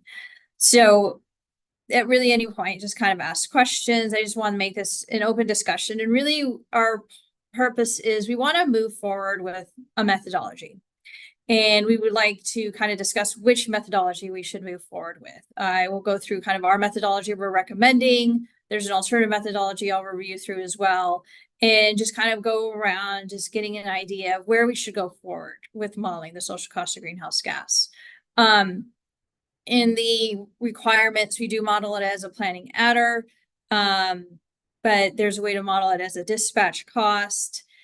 There's also in the WAC rules to run a sensitivity using the alternative methodology. So wherever we move forward, we'll still have the sensitivity. The question coming in now is, can we come to kind of a method moving forward? So this has also been going into the CEIP with doing the incremental cost calculation. So we would like to come to kind of a method to move forward with that as well. And just become more consistent with our work, with what we're doing. So can you go to the next slide? Just kind of going through how it's being applied as a cost adder. So the social cost of greenhouse gases is being applied to both the thermal plants and the unspecified market purchases. So when we apply it into the thermal plants, it is being applied into the models, into the long-term capacity expansion model. So it is there. So as emissions are changing over time, the social cost of greenhouse gas will dynamically move with the change in dispatch of the plants, but it's not part of the decision to dispatch the plant in the model itself. But it is part of that resource valuation to make the decisions to add the resources or retirements of resources as we go through those decisions. And it's also on unspecified market purchases using the emission rate out of these CETA requirements as well. And so in going through this, I also just want to point out, this was an update into the 23 progress report, applying into the models directly and allowing it for the dynamic change as the dispatch changes. A lot of discussions came in through the 21 IRP, and how it worked in the 21 IRP is we had to just work with the models to make the adder work. So what we had done was it went through multiple iterations. So we did a dispatch of the plants first, calculated out the emissions, and then calculated out the social cost of carbon, then added that cost back into the model and went back through the iteration process that way for the decisions. For the 23 progress report, we were able to get into the models and make the updates and actually get it to dynamically change into the models as the dispatch change, but not be part of the dispatch decisions. So that was a pretty big update in methodologies between the 21 IRP and the 23 progress report. So now we're working on this new methodology where it is the models, it is dynamically changing and going with for the resource decisions. You go to the next slide, please. This is just kind of more of a representation of how that calculation works. So we've got the direct costs, which are the plant costs, operations costs, fuel costs. Elizabeth, before you get deep into this slide, I just see Lauren's hand, and perhaps it was on the previous slide. So Lauren, question? Yeah, Elizabeth, I just wanted to clarify. So is Puget proposing to do it similar to the way you did it in the progress report, or are you proposing to change it? We're proposing to use the same method as the progress report. And this is where we want to have the discussion, is where to move forward. Do we use the same method as we did the progress report, or are we going to be changing the method of what we're putting into this 25 IRP? Okay, thank you. Sorry for interrupting, Elizabeth. Carry on. Oh, no problem. Thanks for the interruption. I did not see the hand come up. So what we're doing is when we go through the dispatch of the plants, we have the direct costs, which go into the total dispatch cost of the plants. And then we have what is the externality cost, the social costs of carbon. And so we run through the direct costs, the dispatch costs of the plants. And when resource decisions are made, it takes into account the dispatch costs, plus any fixed costs, capital costs, plus all these other plus the externality costs. And all these add up to the total cost of the resources. And that is what the resource decisions are made of, is this total resource cost and the value this resource is bringing to the portfolio. So the social cost of carbon is in there in the resource decisions. We feel it's important to keep it outside of dispatch costs, trying to mimic what is happening for the actual dispatch of the plants. So once we purchase plants, they then go out for dispatch into the markets, and the social cost of carbon is not included in those dispatch decisions. So we are trying to just project out or reflect real life operations of the plants to make sure that we are accurately portraying what could happen with these plants to get their resource value. I think the next slide. So one of the other methodologies proposed in there is to put the social cost of carbon directly into the dispatch costs of the plants.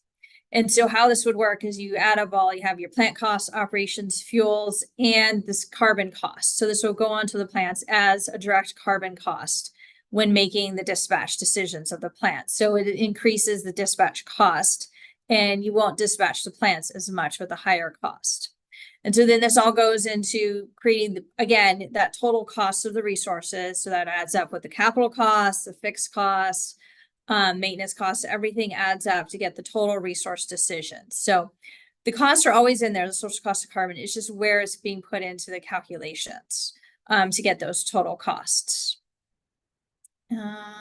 Next slide. And if you need me to stop at anything, let me know. Let's just pause and make sure that everyone is still with you, because you're covering a lot of critical stuff here. So looking around the room, any clarifying questions, comments so far?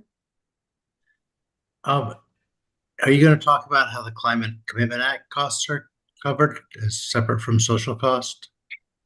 Yes, so the Climate Commitment Act costs, so those are going in as direct carbon costs into the dispatch costs. If you want to go back 2 slides. Yeah, it's not in here, but when you see that place where it says direct costs, you've got the variable costs, and underneath there it would say Climate Commitment Act CCA costs would be under those direct costs. And then we're also adding in the social cost of carbon. Yes. Because that's actually a cost that's borne by PSE's customers, whereas the social cost is socialized. Correct. Okay, thank you.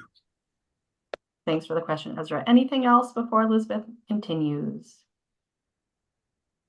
Okay, great. Carry on, Elizabeth. Okay.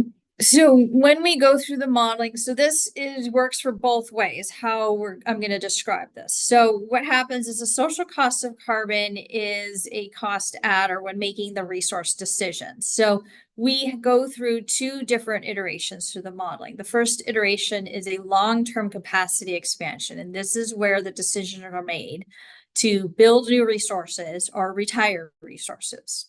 And in that, we've included the social cost of carbon on the existing thermal and the new generic thermal resources, along with market purchases. And so there's the question where the CCA will also go in there. So these are both costs separately going into the models when making these decisions. The CCA going on existing thermal resources as well, and it is in the market purchases too.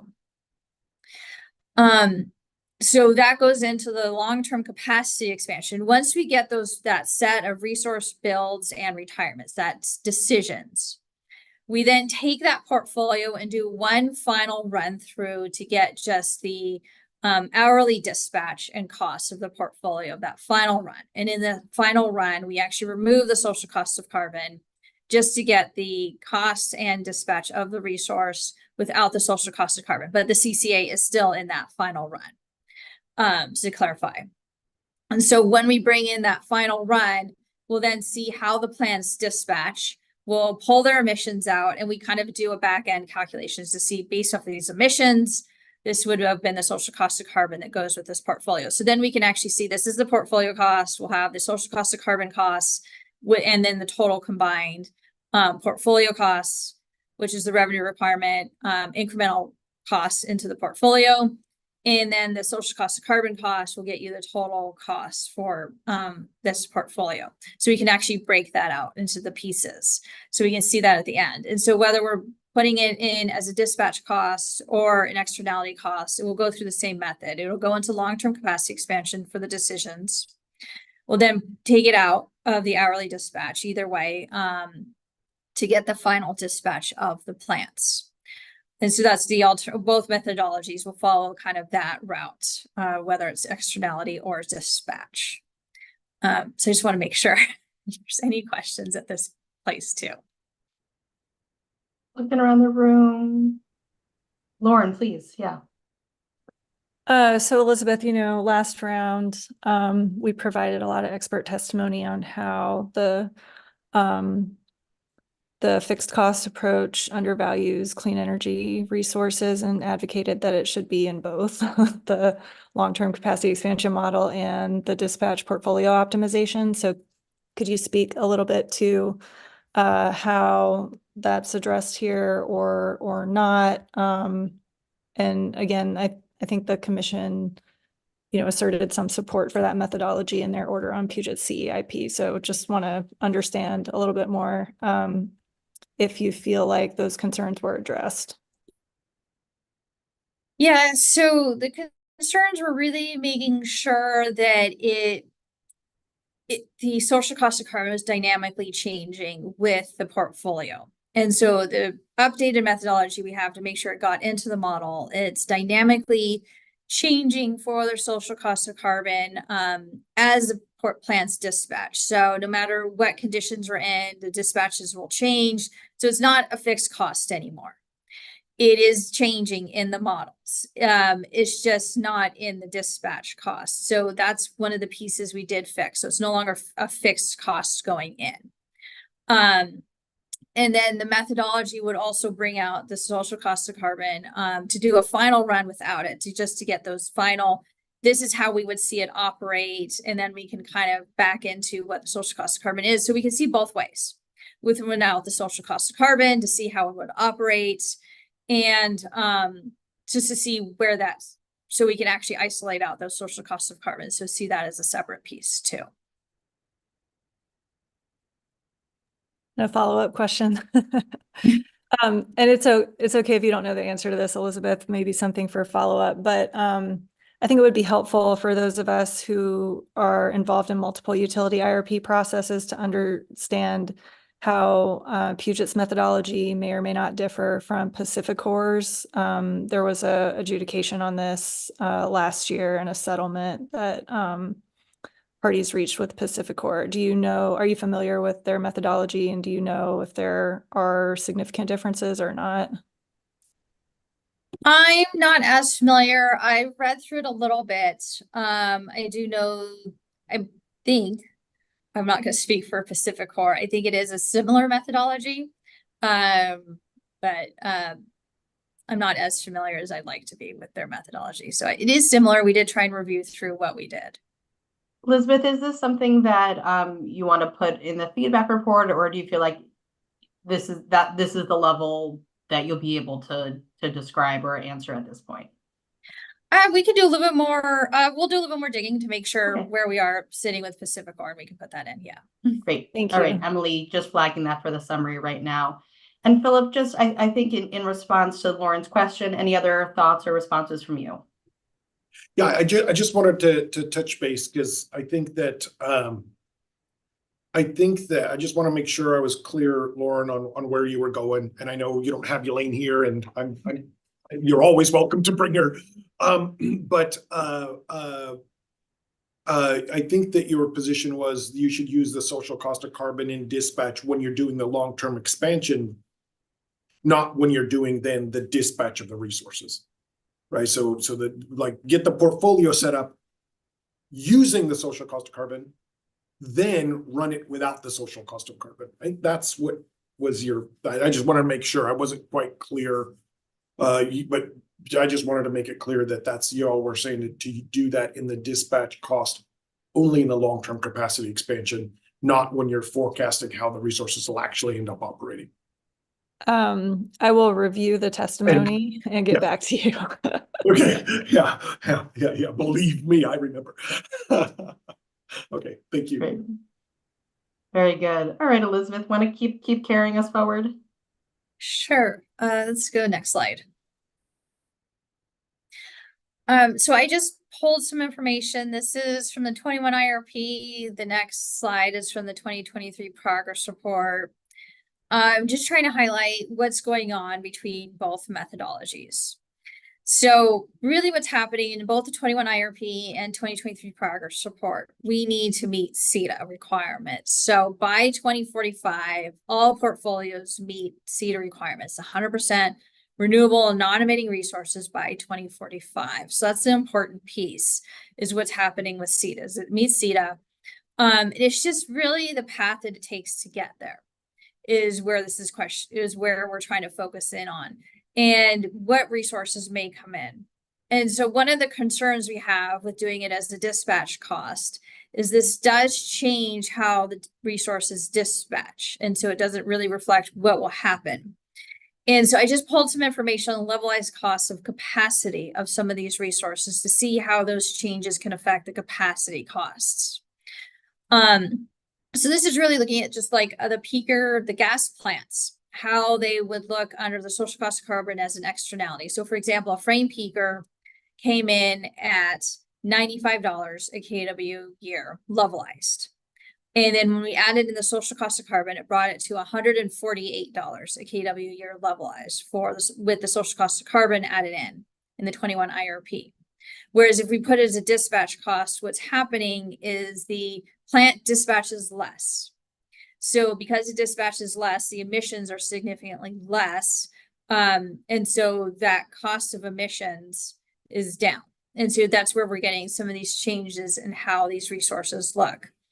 As a good example, what's happening in here is the biodiesel peaker, this is the new biodiesel peaker we modeled in 2023 progress report, came in at about $138 a kW a year. So I'm just trying to put some comparisons in there of how some resources are coming in. So if you have resources coming in this range, you could change around kind of where the cost effective may happen in some of the resource decisions. So this is really where we just want to make sure we're making the right resource decisions, kind of looking at it both ways, back and forth, how this might happen. I think the next slide is just, this is pulling from the that slide for just a second. Sure. Yeah.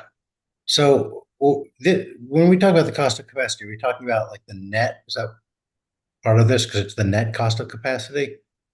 Correct. So this includes capital costs, fixed O&M, variable O&M, and the emissions costs in there. Less energy and ancillary service revenue? On the peakers, it's pretty small, the revenues, but yes, so any less revenues.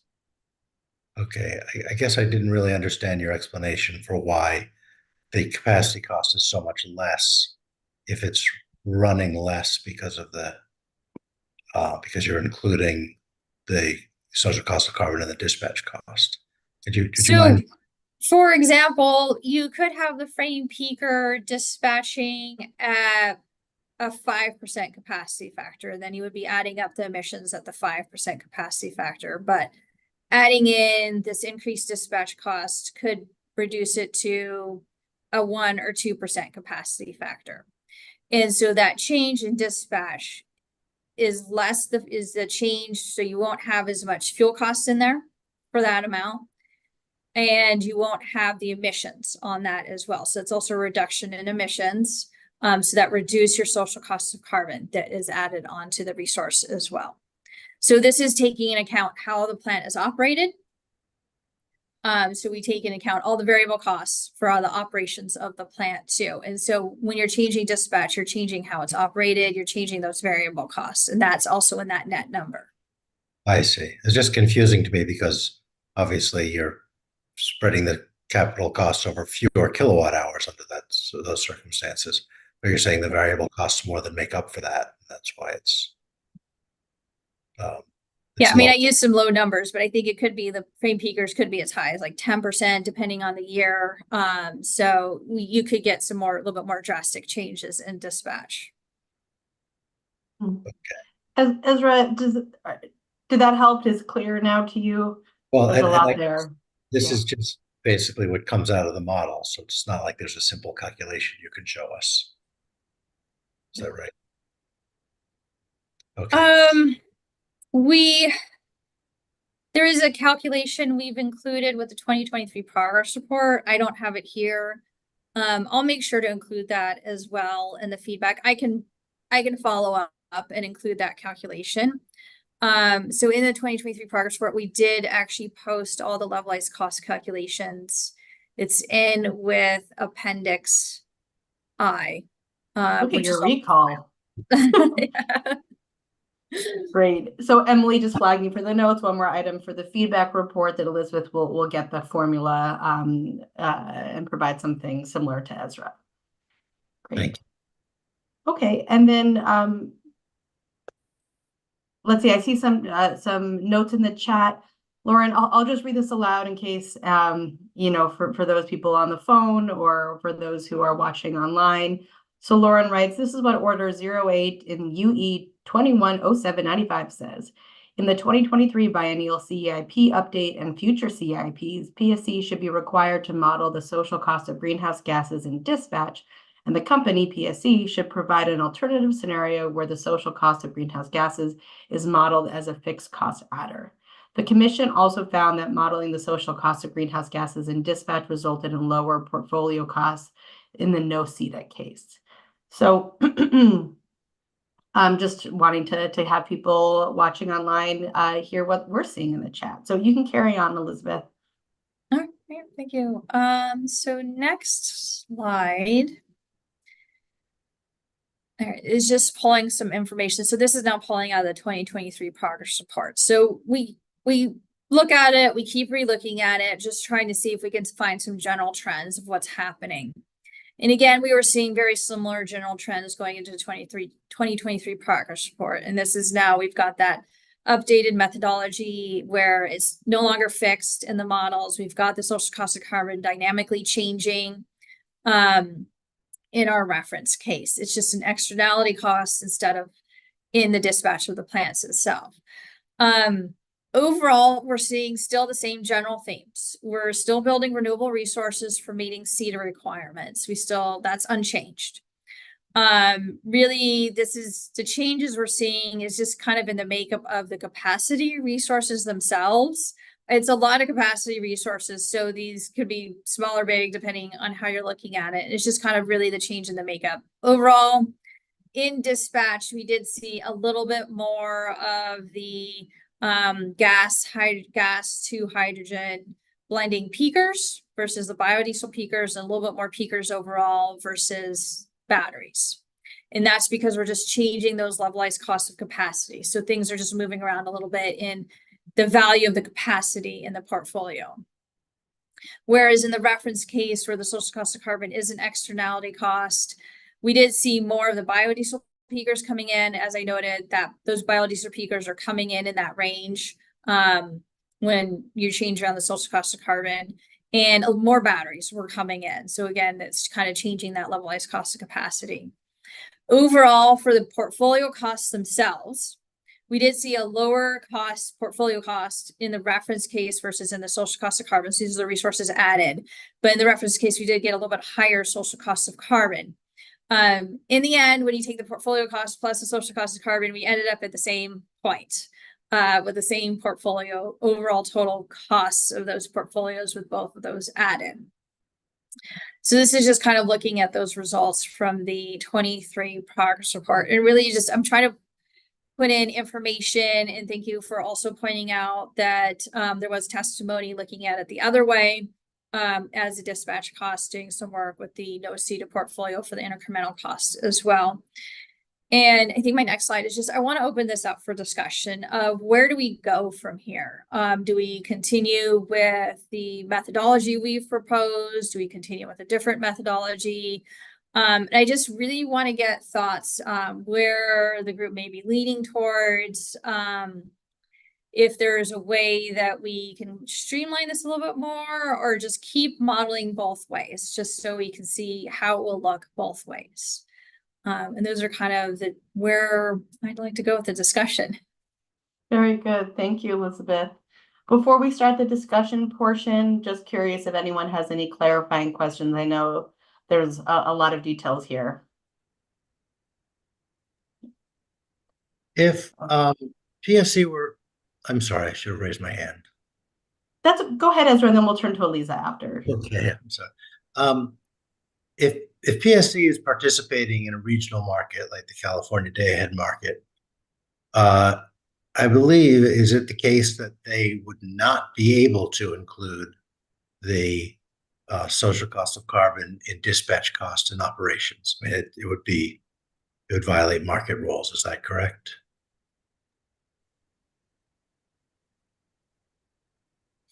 Yeah, I would say that's one we would have to we'd have to look into, Ezra. I don't know. I don't know. We don't quite have the right people here to answer that one.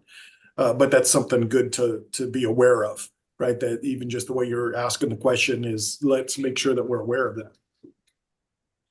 Okay, I mean, I don't think those rules would affect, what you can do in your planning, but, to the issue of, are you modeling actual operations?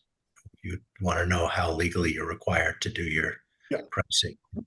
Well, and we would never model, we would never take a portfolio and then put the social cost of carbon on it and dispatch it that way. We won't do that, because that's not a real cost that will be on the direct side. It is an externality cost. So the plant might dispatch more, so you better make sure you get the pollution that goes along with it, right? I think the question is whether you're doing this in the long-term capacity expansion run, because there's no case where you're going to be required to do it like in operation. I don't know if that made sense, Ezra. No, it does, but I think it's just it's important to be clear about that for the whole that Right. So if we talk about doing it in planning, we're talking about using a dispatch that is different from what would be used in operation. So what we would do, just to be real clear, what we would do is if we use the other methodology where we included the social cost of carbon in the dispatch in a long-term expansion capacity run, we would take that portfolio, whatever came out of that, then we would run that portfolio without the social cost of carbon as a dispatch cost. So you just use it to build the portfolio, but in no case would you do it in like the run where we forecast how the portfolio will operate. So it just creates a difference between how you do the long-term expansion capacity run to create the portfolio versus how you think that will operate, that the portfolio will operate. We know it's not going to operate in reality with the social cost of carbon as a dispatch cost, whether we're in California or not, right? We don't know that part. It's just kind of backing that step up to say, would you include it as a dispatch cost in that long-term capacity expansion run? That's where the discussion was really in that last CEIP where there was testimony and whatnot. So I don't think we would have the problem with the California question because it's just setting the portfolio up, not how it operates. Yeah. Thanks Thank for you. that, Philip. So I saw that, Eliza, you put your hand down. You good, Eliza, or did you want to jump in? Well, I think Philip just reiterated one point that I'm trying to understand, which is we're talking about what PSE is doing for the capacity expansion. Great. Right. So I think no more questions. Thank you. And Kate, I saw your hand a moment ago. Was your question answered or? I think I'm also confused on the same point because it sounds like we're talking about dispatch, but we're defining it in two different ways. And perhaps I'm not understanding how we're defining it on these slides. Are we talking about like operational dispatch, or are we talking about long-term, like dispatch being used for long-term planning on the slides? I Good heard my clarifying camera, question. but Yeah, let's Phil, have go ahead. Elizabeth. Yeah, go ahead, Elizabeth. So this is dispatch for long-term planning. So we are doing out 20-year long-term planning. We are trying to forecast what dispatch may look like over the 20 years. And we're trying to use current operations, reflect that in how that might look to forecast out. So yeah, yes, there's current operations. And we use that to help inform the models. And then we forecast out the dispatch of the resources using current operations plus changing futures. Okay, got it. So we're not looking at like hourly actual dispatch. Then as someone who was not part of the 2023 biennial CEIP process and was like an outsider to that, could you explain how, I guess, how is Puget aligning with the commission's order that they should be required to model this in dispatch if we're having this like open discussion right now? I think maybe I'm not understanding the difference between the commission's order and what we're talking about here. So the commission's order is to look at it both ways to see how that will change the results. And so we did change it so it's not a fixed cost anymore. So that was in the 2021 CEIP, which was based off the 2021 IRP, in which we did put it in the model as a fixed cost. Taking into account feedback we got, we did a lot of work into the models to get it in there. So it's no longer fixed. It is dynamically changing as the resources do change in dispatch. So we did kind of we went halfway in. So, I mean, it's not a dispatch cost, but we did make sure it's not fixed anymore. It's dynamically changing in the models. So we can get a little bit better results. We did see a change in the dispatch as we saw a change in the resources builds once we got it dynamically changing in the model. So that was one of the improvements we did make going in and the updates we did going in. It's not fully into dispatch itself, just given that we're trying to reflect how the plants will operate if they come into our portfolio, how they'll actually operate in reality. So the question is, do we need to keep going? So given the commission order, given the rules on the social cost of greenhouse gas modeling.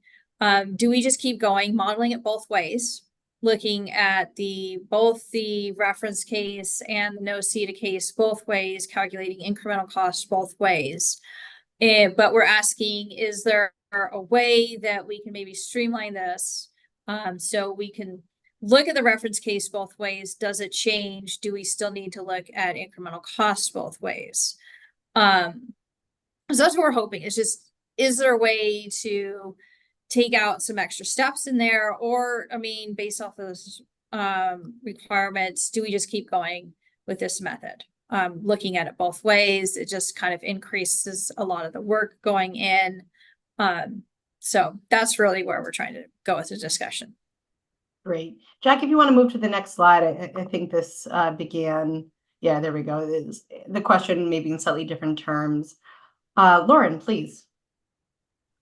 Yeah, I mean, my preference for NWEC would be that the company continue to keep doing it both ways. I think, that order only came out last year, so we would really like to see that methodology continue to be done both ways. Great. Thanks, Lauren. Ooh, let's just go around the room in the order that I see you on my screen. So next, Froy, any thoughts from your perspective about which methodology PSE should use, or both?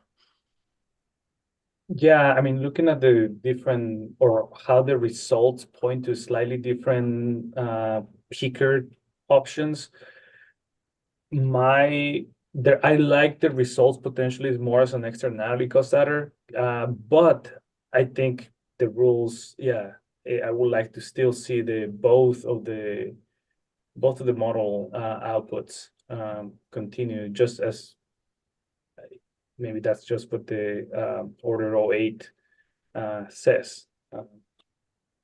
Yeah, thanks for that, Froy. And if at any point, Elizabeth, you have a follow-up question, please. I just want to make sure I touch everyone. So, Eliza, you're up next on my list. Thoughts? I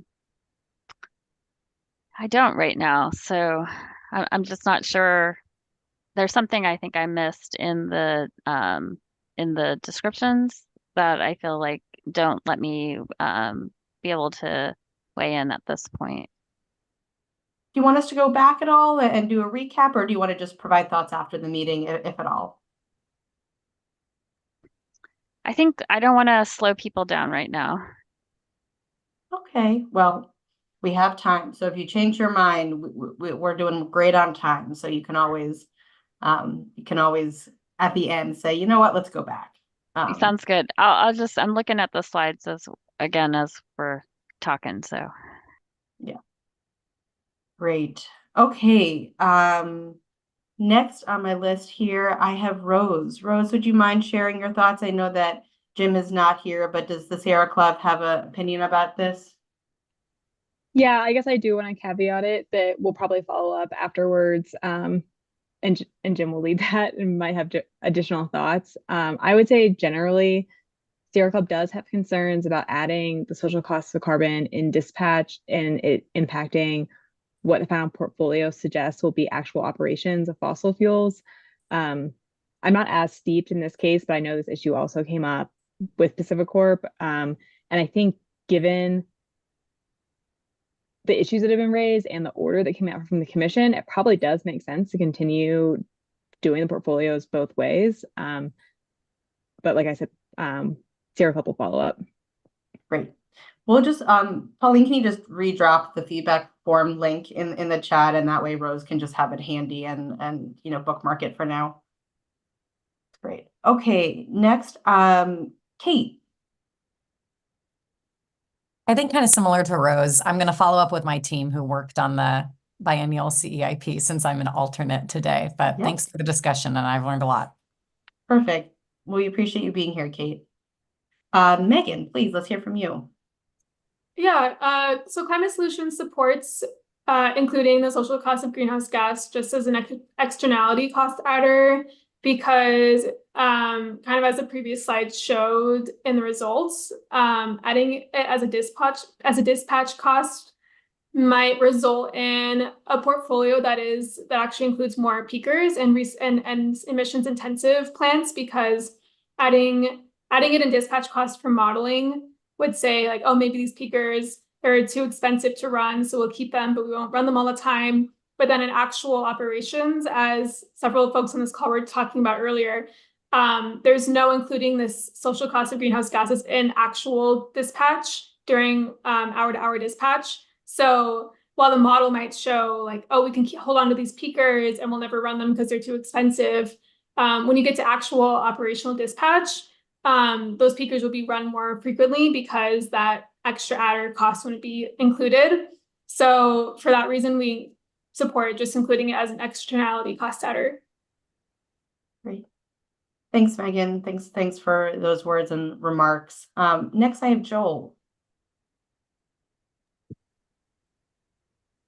Yeah, thanks. And I appreciate PSE kind of giving us a few days here to think about this before coming on, but I admittedly did not have time to read all of the testimony and all of the and revisit the order like I was hoping to. So I guess I have a question maybe about kind of how heavy a lift it is to go both ways, since that seems to be where a number of folks are interested in continuing to see PSE go, and how much capacity in terms of like PSE's overall workload for the IRP would it take to continue doing it both ways, given the given that feedback and the order from the 21 CEIP.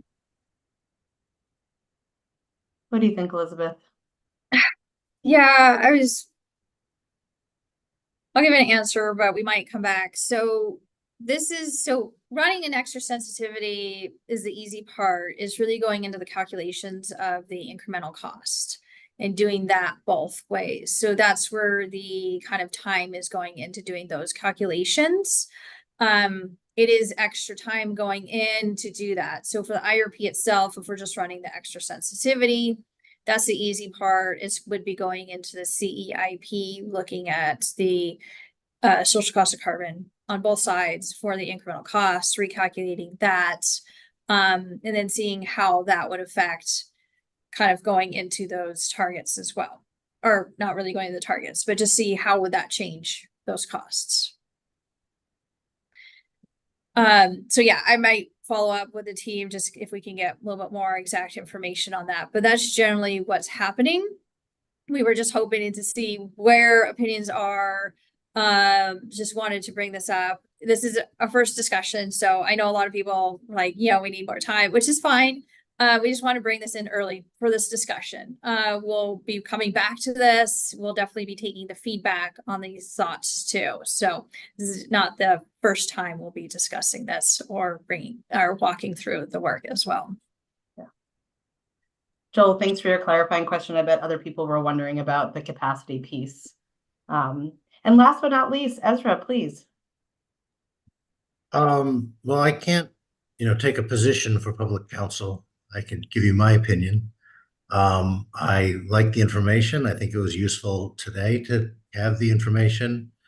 But I think in general, it is not all that useful from planning perspective to model operations in a way that's different from how they would be, operations would happen. And it's just going to lead, as was noted in the presentation, to a suboptimal set of resources. So in terms of supporting the planning process itself, it is correct, in my opinion, to use it as an externality and not as a dispatch cost. Thank you. Thoughts from Ezra, not public counsel. Very good. Well, that takes us all the way around the room. Elisa, please. Yeah, let's come back to you.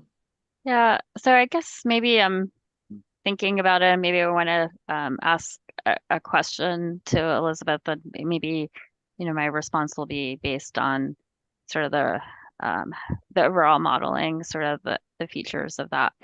My understanding is from the long-term capacity expansion, you would model, policies and laws that exist across the West, right, to do the capacity expansion, and such that then the dispatch that you would get would reflect, who could purchase that power from you as well. There's limits, right, on how much emitting resources that California can use, or other regions. And so I guess my question is does that dispatch, and am I thinking about that correctly, that there's other limitations that are happening within the modeling separate from the social cost of greenhouse gas to reflect limits of the value of the resources for others to use, because we know that Oregon has laws around how much gas it can use and to meet load here in Oregon and such. So Yes. So I think one of my takeaways is we'll come back, and I do need to do an overview of the modeling process as well. So I'll come back with that in one of our meetings. But just kind of a high level overview of what's happening is in the portfolio model itself. We have what is kind of our market zone, and then we have our transmission links into the markets. And really the main constraint is our links into the market for transmission. So overall, we're not modeling what's happening outside that zones or what we can and can't do. We're trying to reflect that in those transmission links. So we've got the wheeling costs, which could be the social cost of carbon or the Climate Commitment Act costs in there. So we're just putting those limits into how the plants can sell out into the market with the links, and kind of reflecting that in those wheeling costs into those links. So in a way, we're trying to do that, but it's not direct. So you're not, the dispatch of peakers is driven from, I guess, trying to understand what model, do you have an internal dispatch model that's doing, and this is, I haven't been following PSE's process that closely in years past. So I think, yeah, more explanation of the process would really help us understand, like, what is the basis of the dispatch without the externality, or without the social cost of carbon and dispatch, and whether there are other things to think about overall in the modeling. I just suspect there's no one right answer, necessarily, but there can be impacts. So yeah, thank you. I'll leave it there. Great. Elizabeth, does that make sense for you to come back at a future meeting and just kind of show the work a little bit? Yeah, so that actually, those questions help to make sure that we explain just how the portfolio modeling is working, what limitations we're putting in there, the constraints we're putting in there. As we're working through all the assumptions going in, we'll make sure to kind of outline how everything's reflected, how the social cost of carbon, the CCA gets in there, any of the other factors we may be looking at. Great. All right. And just a note for those watching online on YouTube, Joel writes, appreciate hearing from Elizabeth that this discussion will continue. It sounds like some folks, including myself in this group, could use a little bit review about how these approaches vary, 2021 versus 2023 versus 2025. As Lauren mentioned, testimony and order OA and docket UE 210795 may be a helpful place to start.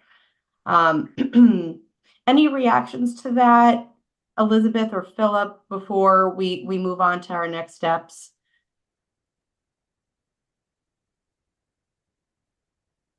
I don't know if Philip wants to add anything, but I just want to say thank you for the discussion. This was a great discussion. We just really wanted to open this up. We've gone quite a bit back and forth with some of the work, the different options to move forward. Just thank you. We look forward to hearing from people and get the feedback. Great. And Philip? Yeah, just once again, thank you. I think the discussion was really helpful. I can certainly understand wanting to have a little bit more detail on exactly how the analytic pieces work. as well as Lauren's reminder that, there's an order out there that said do it both ways. And, if we're not quite ready at this point to get the commission to stop having us do it both ways, then that's we'll certainly follow the commission's order. But this was a super helpful conversation, especially with something like this. This is gonna, if we're having a difficult time kind of sorting this all out, that it was a very, very challenging issue for the commissioners, right, who aren't experts like y'all are in various things. So thank you for that conversation. That was really helpful. Very good. Well, Jack, how about you go to the next slide and I'll wrap us up before public comment. Okay, next slide as well. So for those of you who are going to huddle with your colleagues, anything else that you want to share regarding the question that Elizabeth posed, or just anything from today's meeting, the feedback form for this meeting closes on March 19th. This month is a double header, so you have another RPAG meeting on March 25th. This one will focus on gas and electric resource alternatives on the supply side and scenarios and sensitivities. And we just really want to appreciate the fact that you are staying with us for 2 meetings this month. That's a lot of your time. We're kind of rounding the corner on the halfway point of this RPAG process. And we're in conversation, or my team's in conversation with PSE about just kind of taking the pulse on how it's going for you. So we'll be in touch in the coming weeks about that. And on that, I'll take us to the next slide, please. Okay, so Pauline, and if PSE staff want to just come on camera real quick, and we invite RPAG members to stay on the line just to hear what members of the public have to say. Typically this follows kind of public governmental meetings where the comment is made, no need to respond. And with that in mind, I see the order we have is Don Marsh, Jim Adcock, Claire Richards, and Thomas Kramer. And so let me share my screen so that we get our 2-minute timer, because I am notorious for losing track of time. And while I'm doing that, Pauline, do you want to promote Don so that he's able to talk? Can you hear me? Sure can, Don. The time begins for you now. Okay, thanks. I'm Don Marsh, speaking on behalf of the Washington Clean Energy Coalition. On slide 17, we saw that PSE anticipates increased load due to EV charging of approximately 1,000 megawatts, about 30% of PSE's capacity shortfall. That's significant enough to merit close attention, especially because it also decreases the ELCC percentage of summer solar. A footnote on the slide says PSE will include managed charging in its portfolio analysis, and we assume that will help. But it seems to us that there are much bigger opportunities than managed charging. Vehicle-to-grid technology can change the calculus from EVs having an adverse impact on loads to being neutral or even an asset. PSE says the technology is still in its infancy and standards are still evolving. While this is true, it would be negligent to ignore the potential of this technology reaching practical application in the 20-year timeframe covered by the 2025 IRP. It's not a risky bet compared to, say, small modular nuclear reactors, which may run into technical difficulties or cost challenges in the same timeframe. PSE needs to be more specific about the opportunities and challenges presented by vehicle-to-grid in the 2025 IRP, and we're asking the company to show some leadership in this area. Given the high penetration of EVs in the Puget Sound region and our focus on environmental stewardship, we can be a national leader, and PSE can facilitate that with better modeling and details on how EVs can provide grid services, especially during peak demand events. We are also very interested in recent developments in geothermal generation, which looks less risky and less costly than a small nuclear plant, and would provide benefits in terms of resource adequacy and reduction of greenhouse gases. I hope we will hear PSE thoughts on this resource soon. Thank you.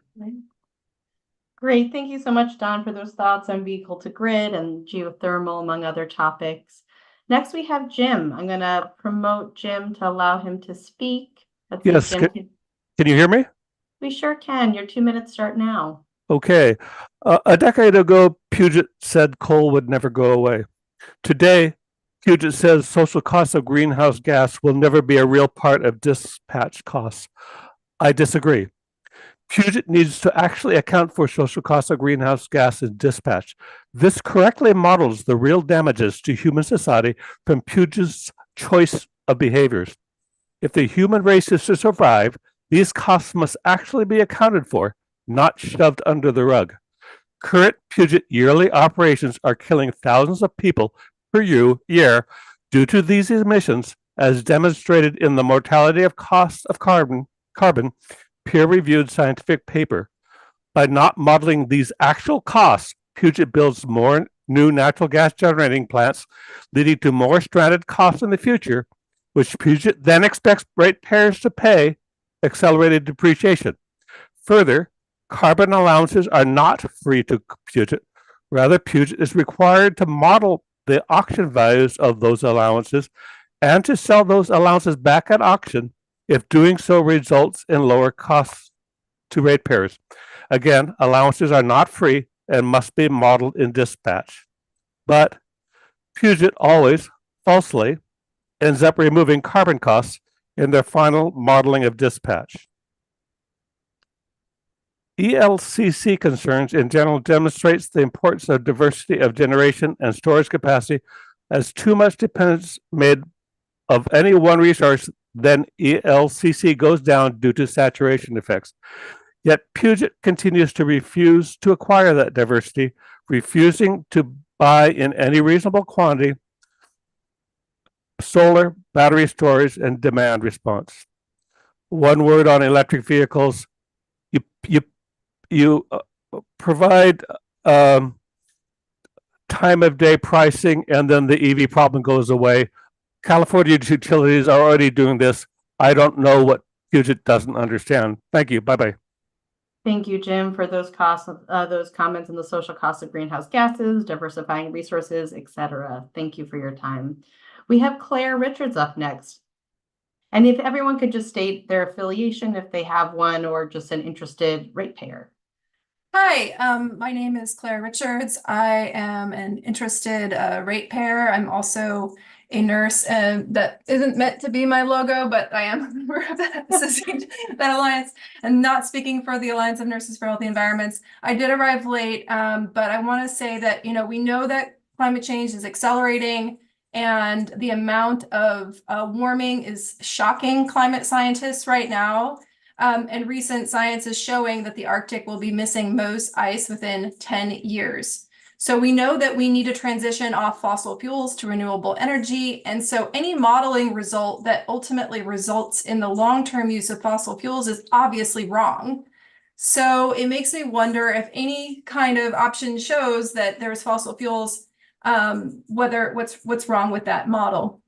And so if the models also consider or include whether it promotes a faster pathway off of carbon, or whether or not it maintains dependence on fossil fuels.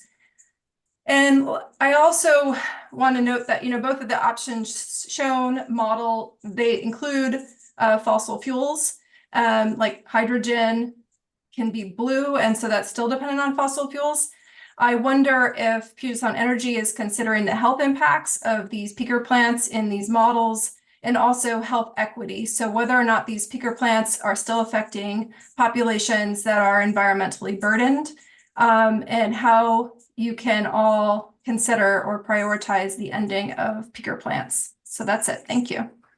Thank you, Claire. And I think this is my first time meeting you, so nice to meet you as well. Okay, next we have Thomas Kramer. Let me promote you, Thomas, so you're able to speak. There we go. Go ahead. Okay. Hi, I'm an interested ratepayer as well as an environmental engineer. The social cost of greenhouse gas in decision-making models should be carried through from capital and operations to dispatch costs. They should be treated as real cost in all aspects of modeling alternatives, including dispatch and system costs, even if they don't result in economic cost to PSE at the dispatch stage. The whole point of including social cost of greenhouse gas in decision-making is to include impacts from emissions that don't impose economic costs on PSE. Emissions only occur when the facilities are dispatched. Therefore, it makes sense to consider actually operating the dispatch, taking social costs of greenhouse gas into consideration, if possible. It was surprising that to see on slide 41 that the economic model shows greater cost in cases where greenhouse gas emissions are lower or even zero. It doesn't seem to make sense that the levelized cost could result in, quote, a model that will favor fossil fueled peakers over demand response or battery storage, et cetera, since demand response and battery storage are zero emissions and peakers are fossil fuel, whether you're talking about system cost versus dispatch. And that's all I have. Thank you. Great, Thomas, thank you so much for your time and those comments. We appreciate your reflections on the social cost of greenhouse gases, among other topics. I'm not seeing any more hands, but I'll do the facilitator pause for a moment to see if anyone else wants to chime in. Okay, not seeing any. Let me stop sharing my screen. If only my bar came up. There we go, stop sharing. And look around the room. Okay, well, once again, thank you for this long meeting today. It was really good to see many of you, hear from you all, share your thoughts via the feedback form, and thank you to members of the public who observed and provided valuable remarks as PSE continues its way on this IRP cycle. So with that, I think we can end 17 minutes early. I hope no one is heartbroken. And we look forward to seeing you later this month. Thank you all so much. Thank you, Sophie.